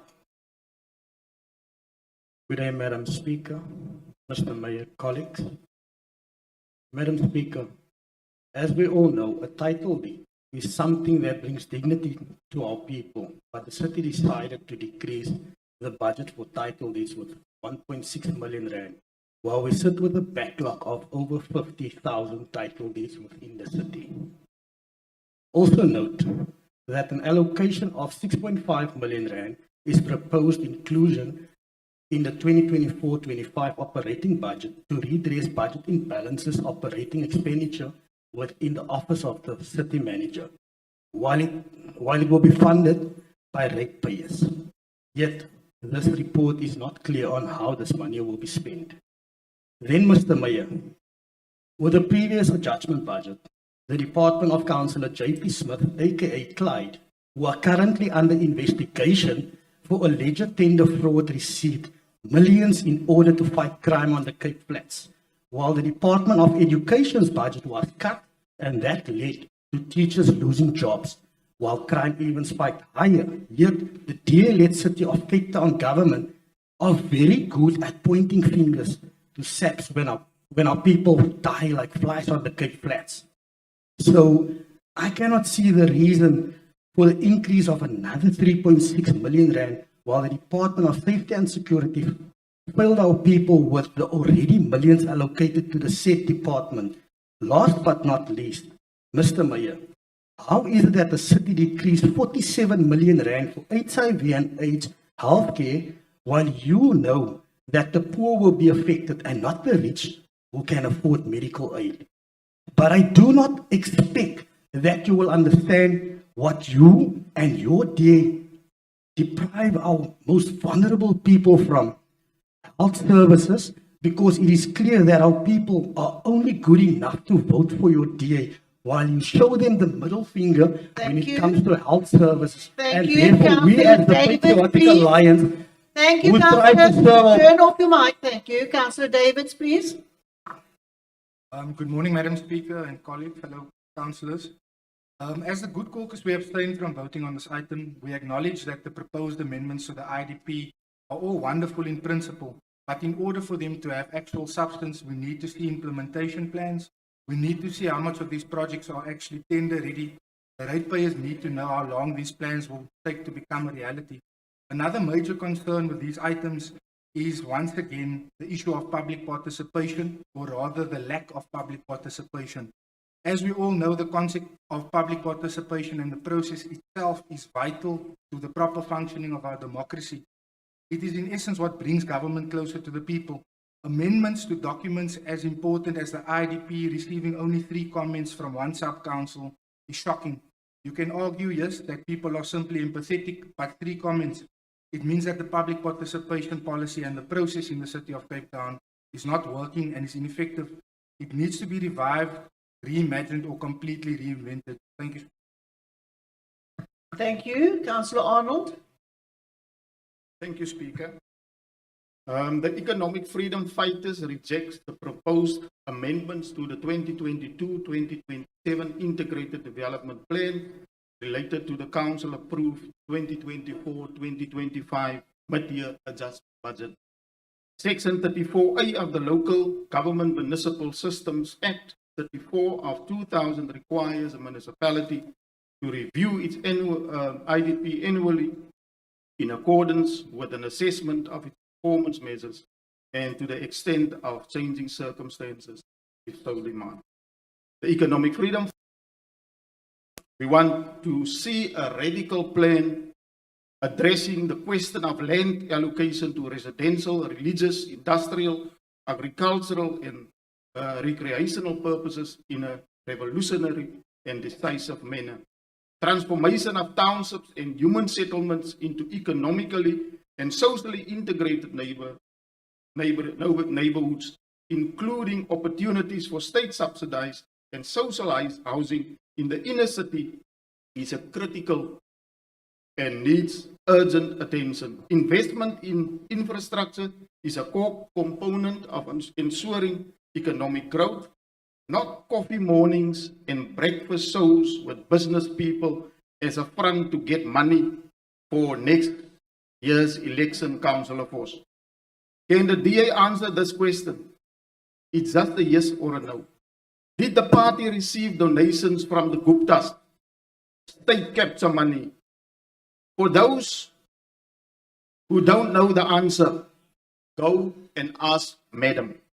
We cannot support the proposed amendments because the reason for the reduced targets of electricity connection installed from 1,500 to 750 due to delayed contract startup is failing those households and communities without electricity. With regards to corporate risk items of strategic relevance on increased vandalism and degrading infrastructure, the mayor always mentioned that security service is expensive, and we agree. But the question is, why don't you insource the security guards to safeguard and to look after the city's properties? Essential to a response and effective administration is to build a municipality that are capable and willing to work towards redressing the imbalances of the past. Thank you. Thank you, Councillor Mills. Thank you, Madam Speaker. There is very little that is unexpected or even controversial about these amendments before us, specifically in item 4, and I'll leave it to my colleague to address. And in fact, as one of the previous speakers referenced the low number of comments received, it is worth noting that there are more speeches scheduled for this agenda item than there were comments submitted by the entire opposition combined. So this item is simply this party delivering services while they're delivering speeches. So I would just like to commend the administration for keeping a firm grasp on the fine financial details of our IDP with these amendments to ensure it remains both fit for purpose and aligned with the budget. I move that we note the comments and approve the amendment. Thank you. Thank you. Councillor van der Ross. Good morning, Speaker, and good morning, everybody. Speaker of the current IDP, but I think I'm going to do injustice to the mayor's speech if I don't mention the following. This morning, Mayor has told us that we're going to have full-time officers in all 116 wards. Some of our colleagues clearly did not hear that this morning. I also want to mention a few names to you, Speaker. Irene, Juliana, Hester, Katrina, Olivia, Grace. That's the court in Heideveld staircases that's been done. Then I want to mention a few more names to you. That's Jade, Marmer, Coral, and Gold. That's in Lotus River staircases that's been done. Then Parkwood Avenue, Acacia Road, Hussein Parkers, and Abdullah Musa Walk. That's the staircases in Parkwood that has been done. And as we speak, we've got contractors out in Mannenberg currently busy with the staircase in case nobody is taking it off. One court. Then, Speaker, I just want to also note, maybe this is somewhat funny, but Councillor Jacobson, thank you for the compliments for a change. I think 2025 is going to be a beautiful year. Councillor Adinal, equity. Sometimes you must just read to understand. I don't have comments on that. But Councillor, but Chairperson and Speaker, I want to say that Councillor Arnold's welcome back. I see you still brought a quote from 2019, one of your speeches in 2019, so welcome to that. It's important for us to note, Speaker, that this review considers a risk assessment and determines whether the correct programs and initiatives are being implemented. Our MACO members have made amendments. Mayor has spoken to those amendments. So today we consider the recommendations on pages 82 and 83, but that the council approve the public comment period. And for all those that's been talking about it, please submit comments. That's where it matters. That we all have that public comment period for a minute or for this IDP review. We only have 2 years left. Let's make it count because we are invested in hope. Thank you, Speaker. Thank you very much. So we have a recommendation for item 4 on page 1. Can we approve the recommendation? Except for Good, who wish to abstain with concerns. Thank you. Item 5. Can we have the recommendation is on page 81 to 83. Speaker. Who's heckling? It's Councillor Arnold here. Councillor Arnold. Can you record our vote against, ne? Please, The thank you. EFF is voting against item 5 or 4. 4. Okay, we're now on item 5. Okay. So those in favor of the recommendation on page 81 to 83, all in favor? Anyone? Are the EFF against this? Yes, and good.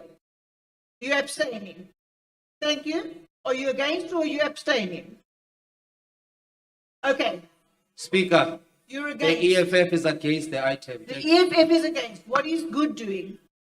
You abstaining, okay? Thank you. NCC abstain also. Moving on, we come to item 6. NCC abstain also, madam. Excuse me?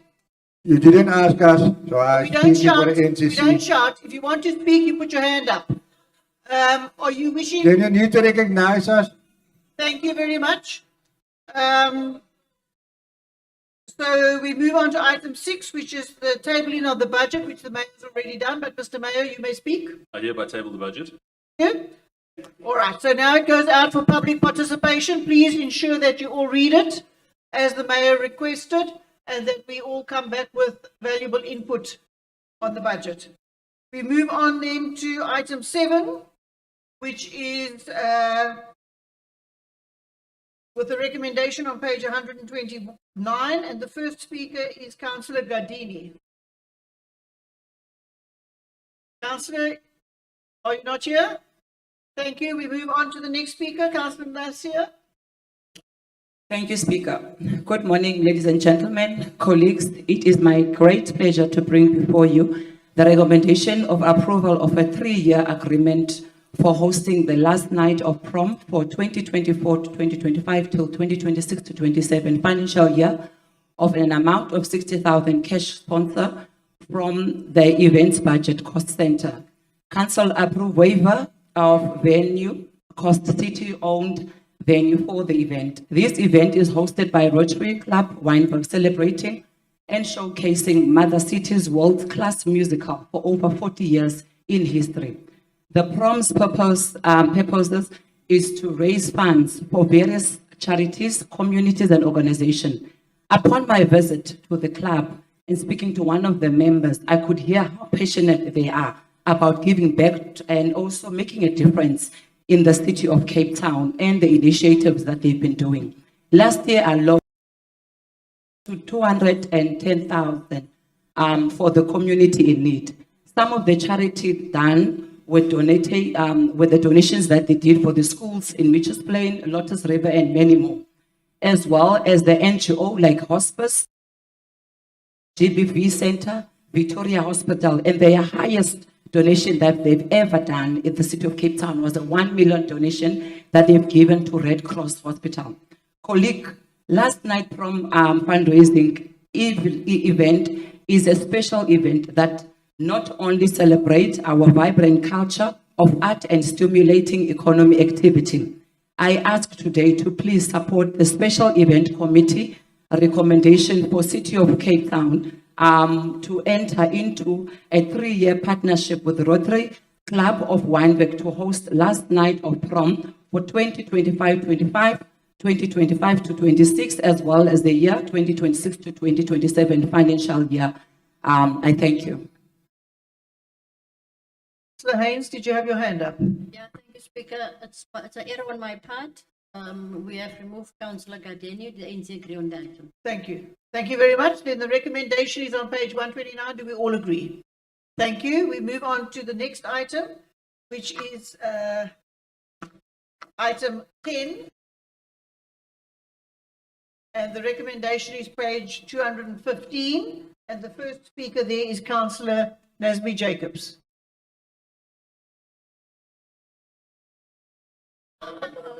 Thank you. Then we move on to the next speaker, Councillor Gunga. Do you have? Madam Speaker, you was busy with the mic. Speaker. Well, the point is you need to be, you have a speakers list, you need to be looking ahead. That was an right speaker. Do you see them all going on here? I can't Then hear need you. to discipline your councillors. Speak clearly. Thank you. Would you Speaker. like, see that at your first opportunity, I will give you a second chance. Please go ahead. Speaker, the NCC supports this motion with concern regarding these temporary educational structures in our communities. Our children deserve the same educational opportunities as any other child. We do not see these temporary structures being built in upper suburbs like Constancy and Seapoint, so why only us? These structures add to an already overburdened community filled with hookies and pandokkies and a struggling infrastructure. The city of Cape Town was recently praised as one of the best run cities in the world, but we are not part of the so-called. Councillors, allow the councillor to finish his speech, please. But we are not part of the so-called best run city. If we are, then we demand to be treated as such. Madam Speaker, our children and our communities deserve better. If Cape Town is truly a world-class city, then prove it by ensuring fairness and equality for all. But lang was ons aanvaarbaar met min, vandag sê ons nie dankie, ons verdien meer, veel meer. Change is needed. Every child wants to achieve their goals and dreams. Madam Speaker, die meier hier gesê vader droom van fraud en corruption. Toe word 20 mense gearresteer. Toe ons wil weet, Madam Speaker, as die meier nou soos Jan en Zille, wat die publiek belieg en bedrieg, want ons kan nie so aangaan, die mense moet accountable gehou word. So baie dankie almal wat gelag het. Thank you, Councillor Gungi. Thank you, Councillor Speaker. Mackenzie, I'm naming you for the second time.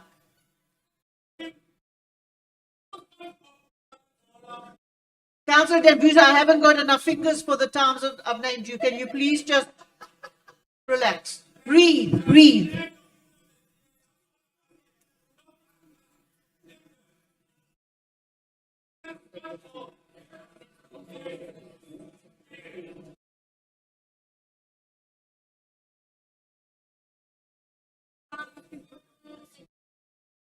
En Poki. Councillor Gungi. Poki maar die bonie mo. Councillor. Thank you, Speaker. Greeting, Speaker, councillors, officials, members of the public and the media. The item before us, C10-0325, the proposed lease of a portion of a city land, specifically F25066 Milnerton, located at the corner of Freedom and Democracy Ways in Phoenix Village. As outlined, the lease proposes a discounted rental fee of 5,340 per month, excluding with rates applicable at the time of transaction. It is too much for a school that is in quintile 4, but supposed to be in quintile 3 because of children are coming from homes that are earning less than 3.5 a month. It is crucial to recognize that municipalities are custodians of significant public assets. These assets, which are essential for community service provision, must be managed and utilized effectively. The regulations governing the disposal of capital assets emphasize principles such as continuity of service, valuation of service risk, risk transfer, and asset preservation. In light of these principles, the exemption for the school and the Department of Education regarding the proposed amount should be upheld. Given the pressing need for permanent classrooms, facilities that ensure a safer and more conducive learning environment, we strongly urge the City of Cape Town municipality to consider granting this land not on a temporary basis, but permanently to the Department of Education and Marconi Ping Primary. As the ANC, we believe it is imperative to address this matter with the urgency it deserves. We have been advocating for the transfer of both land parcels, F2066 and F, since 2016, and our follow-up submissions in 2021 and 2023 have yet to receive a positive response from the Council. The lengthy delay in addressing this essential matter, it has been concerning. As the ANC, we support the item in its current form with reservations and welcome the transfer of this land to Marconi Ping Primary. Councillor Bernardi. Councillor Bernardi here? No? All right, then we have a recommendation on page 215. Those in favour of the recommendation? All in favour? Anyone against? No, the recommendation is carried. Thank you. We then move on to item 12, and the first speaker there will be Councillor Chunchi.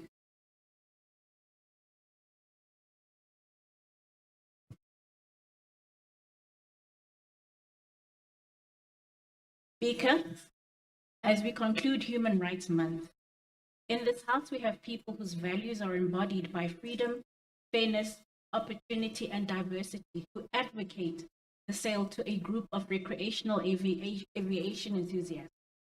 A people who dismiss the unfashionable fight of basic human rights and sell more land than giving service delivery, giving creative arguments of non-affordability and failed financial models in aiding these rights. We as the EFF want to understand the logic of this lease since 1994, given the period, now a sale, where there has been no direct plowback agreement, at least from an educational viewpoint, in addressing the economic imbalances by promoting fairness and opportunity to the surrounding disadvantaged communities, enabling organic diversity through such an initiative in unpacking these values. Admittedly, the sale is to aid survival of the association, but to whose advantage? The city's intent is for economic growth, but for who? How will unemployment be addressed? And what investment is being made into the Cape Town's economy? Not to mention, this non-viable agricultural land should have been used to train rural to urban farmers in different farming techniques, which is a much needed skill in South Africa.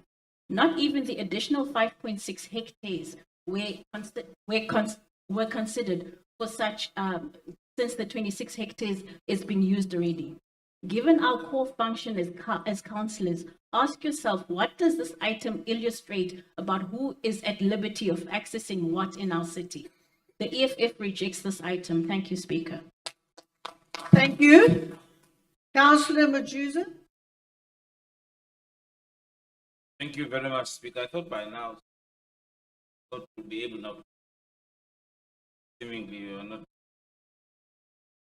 Anyway, Speaker, let me say, as the ANC, we're not against that.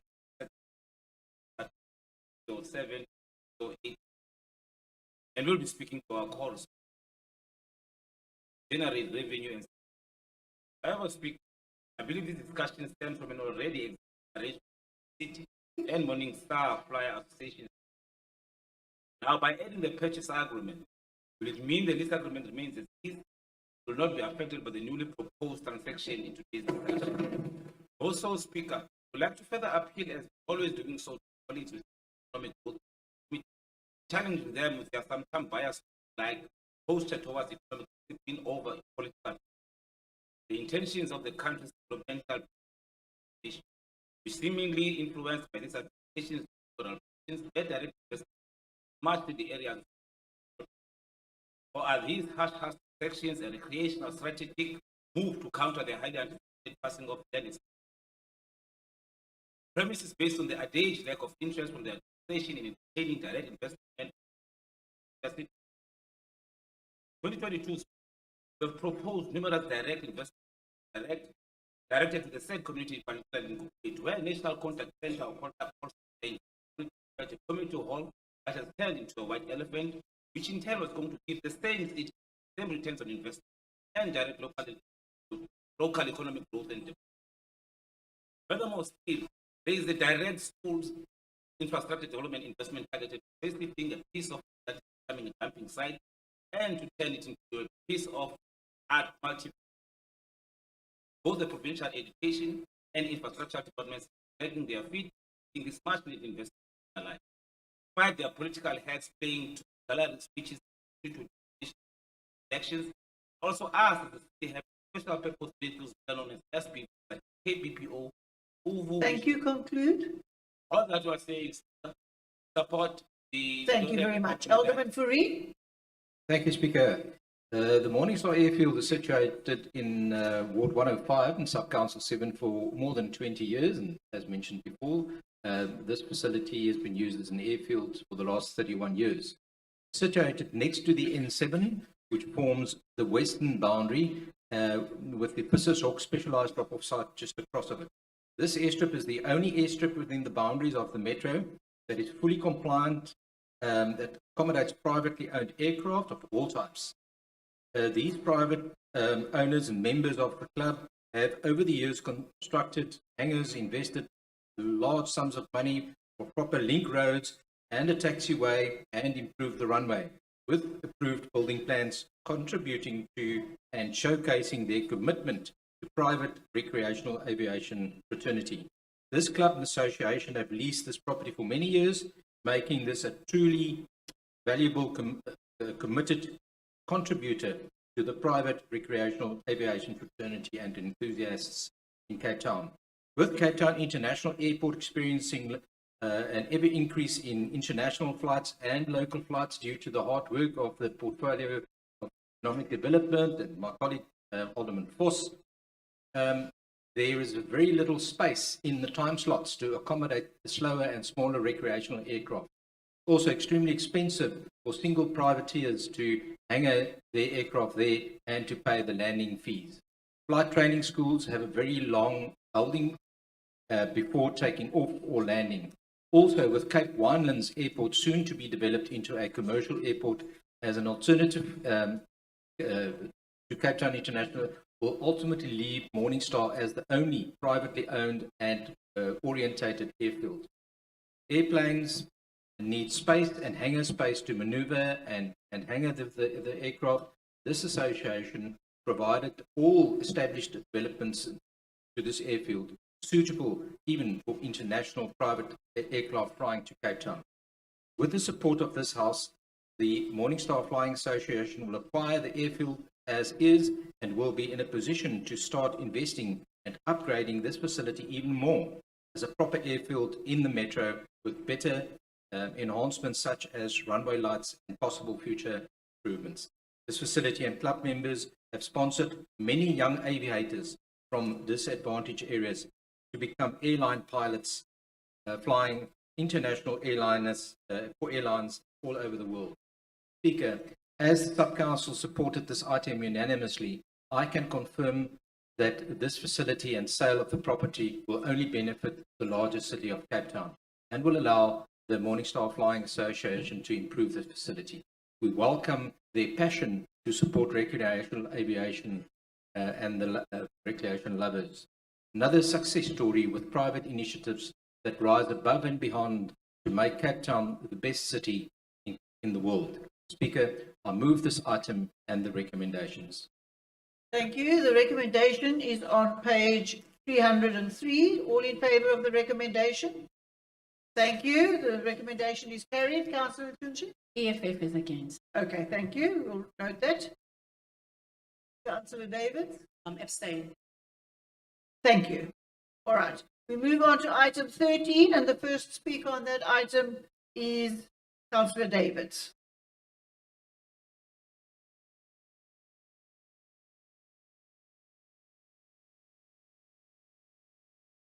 Okay. Madam Speaker. We are asked to approve a waste strategy for the future. But how can we talk about the future when right now our communities are drowning in filth? Atlantis faces waste collection failures every week, staff shortages, vehicle breakdown excuses, while residents live amongst rotting, garbage, illegal dumping, and toxic burning. How can the city plan ahead when it can't even manage the basics? Meanwhile, alleged fraud, corruption casts a shadow over the urban waste department. Millions in contracts, officials under investigations, yet no accountability. So before we approve another strategy, answer this. When will Atlantis and other areas get permanent waste solutions? What immediate steps will prevent these failures? Who will take responsibility when this strategy fails like the rest? The people are watching. They are fed up. Stop talking about plans and start delivering services. In conclusion, Madam Speaker, the NCC will not support any strategy until our communities get the basic services we deserve. And I thank you. Thank you, Councillor Kotti. Good morning, Speaker, Mayor, Councillors. The Mayor is not here. On the waste strategy, Speaker, let me start by saying, Speaker, that the councillors that are sitting behind me are councillors of principle and values. Councillor Majingo resignation was used to cover up. So all others are also cover up to the DA failures, to poor communities and disadvantaged areas in the city. Our voice is built on 3 commitment principles focusing on optimization, existing services, minimizing waste to landfill, and maximizing the basket of service offering. The strategy was open for public comments during September last year, but I must also say, Speaker, it's shocking to see only 30 or 60 individuals and stakeholders responded on the public hearing. Minimization to landfill is also an issue for us in a waste, but it's also concerning that the city is still not able to acknowledge or to adhere to a regional landfill site within the city. Communities need more drop-off facilities closer to the areas to assist in prevention of illegal dumping. Speaker, the inequalities existing in the report remains a significant issue in the waste management within the city. This is due to the geographical outlay and extreme identification of informal settlements often lack basic access to basic services, formal waste management services, and are outside the entities to dump illegal waste, resulting in illegal dumping and associated by the environmental and public health risks. The city spent about 500 million rand in clearing dumping sites and littering. What is also concerning for the ANC is that we don't see the buyback centers anymore in the city, and that will also assist us in our Cape Flats areas and also in our informal settlements. Waste collection in backyards and SRUs is also a challenge within the city of Cape Town, and we must legalize the issue of waste pickers and bucket brigades. Thank you. Thank you. Councillor Hanson. Good afternoon, Speaker and colleagues. Speaker, I'm proud to present to Council for Council approval the City of Cape Town's first ever waste strategy with an unwavering commitment to achieve 0% waste to landfill. Speaker, our city faced tremendous challenges Rapid urbanization, population growth projected to reach 5.8 million by 2040, and increasing consumption patterns that place incredible strain on our waste management systems. Currently, we manage approximately 2.1 million tons of waste annually with a diversion rate of only 31.53%. This is far from acceptable. The time has come for decisive action that will redefine our approach to waste in Cape Town. This waste strategy is not just a plan, it is a vision to deliver a clean, sustainable city that prioritizes the well-being of all residents and businesses. A city where everyone has access to quality waste services that are not only affordable but also environmentally responsible. At the heart of this strategy lies commitment to collaborate between the city, our residents, and the private sector. To reach our ambition, waste diversion targets, and foster sustainable urban environment, we must work hand in hand with all stakeholders. Our residents have expressed a clear desire for change.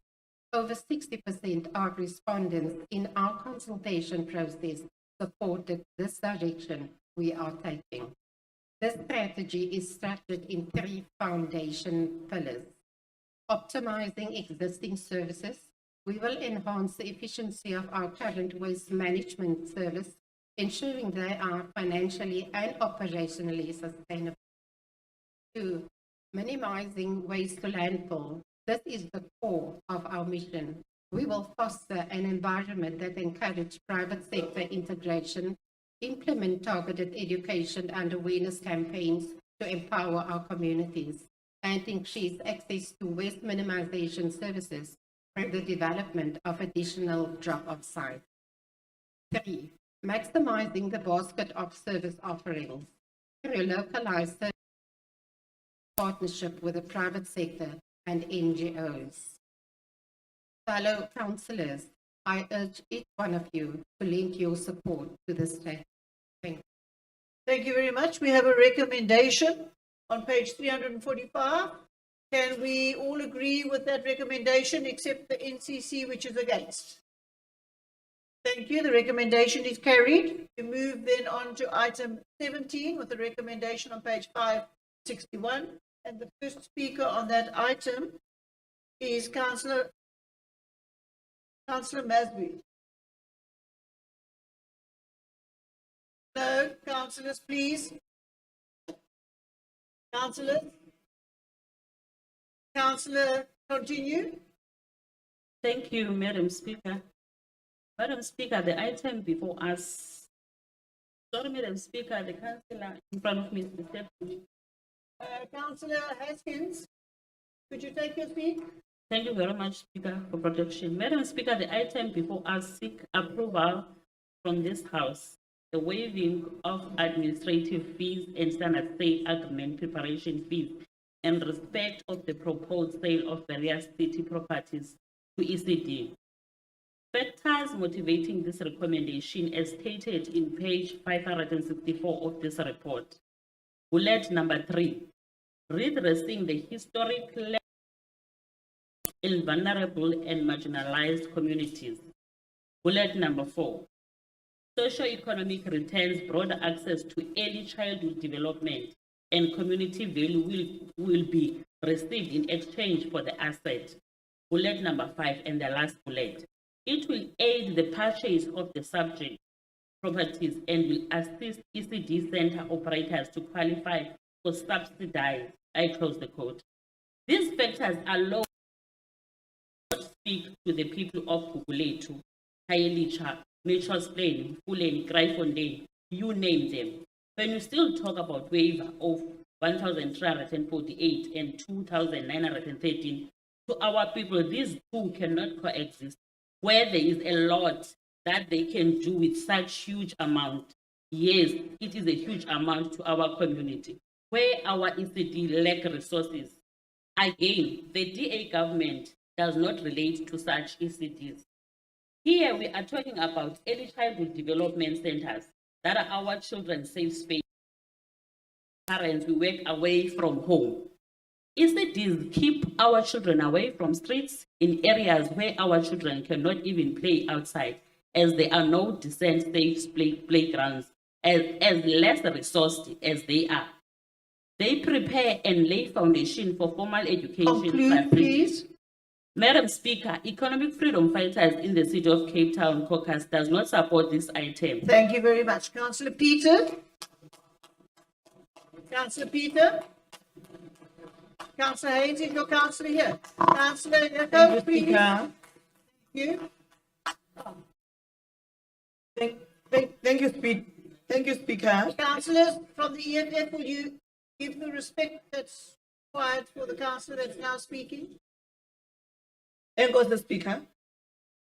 I am not sure whether in this item, as it is recommended, the interpretation in Xhosa does it speak the same as it is said in English. Because in Xhosa, the interpretation, it speaks of ukhoxiswa. And the wavering is not ukhoxiswa. So can I just ask that you do your speech and we will get the Yes, I am on my speech. secretariat to look at Just that. wait for me, I am on my speech. With my speech, but I want us to We will note check it. the interpretation of Xhosa vis-a-vis the English recommendation, in the two recommendations. As ANC, in fact, who are in support of this item, but the interpretation needs really to be clarified. Clarifying this, it is also recommended here, even those that are in properties, in plots where there is no structure of the city of Cape Town, it must be included. But here it further speaks of it is not guaranteed. There is investigation that needs to follow. In supporting that, as ANC, we are raising a matter of e-conscientization, because as it is going to move from this department, it is going to come to community services, social development. Therefore, all ECDs should be encouraged to register under the city's database, because it's those that are going to benefit in this. And at the same time, all those that have already registered, even those that still needs to register, needs to be taken into a workshop, be workshopped on this. It is correct to say that on page 564, it is stipulated there are 5 reasons the city has giving an opportunity to ECDs to benefit in this regard. It is going to empower ECDs, I agree, but workshop is very important so that everybody notices and benefit. And for them to notice and benefit, they need to be taken out so that they understand clearly the criteria, so that the criteria cannot be a gatekeeping to ECDs if there's any kind of an element of not qualifying. So we need to be inclusive as much as possible. Therefore, we support this opportunity that will be given. Even the list of ECDs that are going to benefit in the index page, it really needs to be clarified, because it is not as exact, clear as to which are those ECDs. But as the portfolio of community services, social development, where ECDs are being run, we're going to further engage on it and find actually which ones are these that are stipulated in here. Thank you so much. In support, Thank Chair. you. Thank you very much. And the city manager confirms that the interpretation in Xhosa is incorrect and for the minutes. Thank you. Alderman Voss. Thank you, Madam Speaker. It gives me great joy to table this key economic growth property transaction, because it's the right thing to do, unlocking socio-economic benefits for families across Cape Town. Now, this follows the Mayor's initiative to help ECD centres attain registration, so we've recognised the urgency and took action. So it's more about giving these ECD centres the longevity by removing barriers, allowing them specifically to formalise, secure their premises, and access vital funding to improve early learning. So these ECD centres are the foundation of early learning in our city, and they provide a safe space for children while parents work. Yet many face financial and administrative hurdles in securing long-term security on city-owned properties they currently occupy. That's why this DA-led city government is waiving administrative fees on the potential sale of these properties to ECD operators. As I said, it will remove those major barriers to growth and making it easier for them to operate and focus on their core business. So, Speaker, when we prioritize early childhood development, we prioritize progress. And I urge this council to support this recommendation. And to those who oppose it, I say shame on you, because together we can build a stronger foundation for families, education, and Cape Town's future. Thank you. Thank you. We have a recommendation on page 561. All in favour of the recommendation? Anyone against the recommendation? EFF is against. The EFF is against. Thank you. So we NCC abstains. NCC abstains. Okay, thank you. Speaker, could abstain. Good, also abstaining. Okay. We're moving on. Thank you. We've got that. You note that item 18 has subsequently been agreed, and we move then on. And so it's, item 19. So we move on, and item 23 is agreed. This is wonderful. We move on to item 26, 24. So the recommendations on item 24 are on page 741. We'd like to agree it, but the first speaker is Councillor Majuza. Thank you very much, Speaker, again. But what I would like to appeal to in this House today is that this is not a made or made type of arrangement. Those that are in the administration should be able to answer, clarify to us, members and us when we tabled up arguments on this report. Speaker, coming to this item here, we were discussing a living document. We are not kind of like discussing a school or project or something that is for some school projects or some sort, but a legislative document. Speaker, let us first start by saying that what is a policy? Because in South Africa, policy-making intentions are driven by the Constitution, aiming to address the triple challenges of unemployment, poverty, inequality, while promoting social justice, redress, and equity, and encouraging public participation in policy development and implementation. What promotes this city development?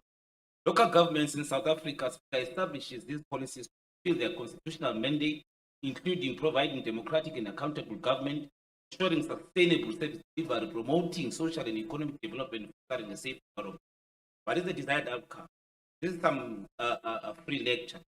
Speaker, meaning in this context, our policy decision making or any amendments should be evidence-based towards addressing any negatives and improving any of our objectives, which at times become adverse to our organizations of being the city in this. Somehow, this share amendments reports fails to illustrate.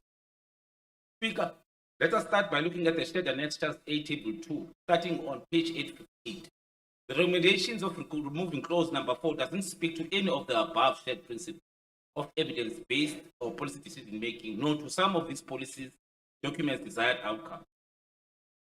So as we want to believe that such mechanisms could be of assistance to the municipality in achieving the policy demands and management system stipulated on the policy document section 36.3 of rendering services at the right place, right quality, price, and time amongst many. Speaker, still on the same table, the keeping of clause 5, which speaks to the confidentiality of the committee members and that they should remain anonymous, really doesn't speak to transparency and accountability at all.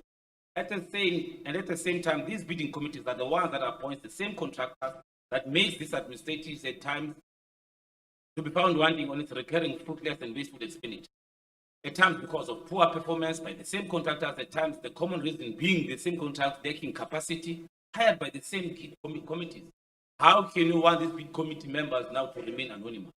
Now, you ask yourself, where will we find accountability there? And also the same document is informed by these bid committee members' poor decision-making at times.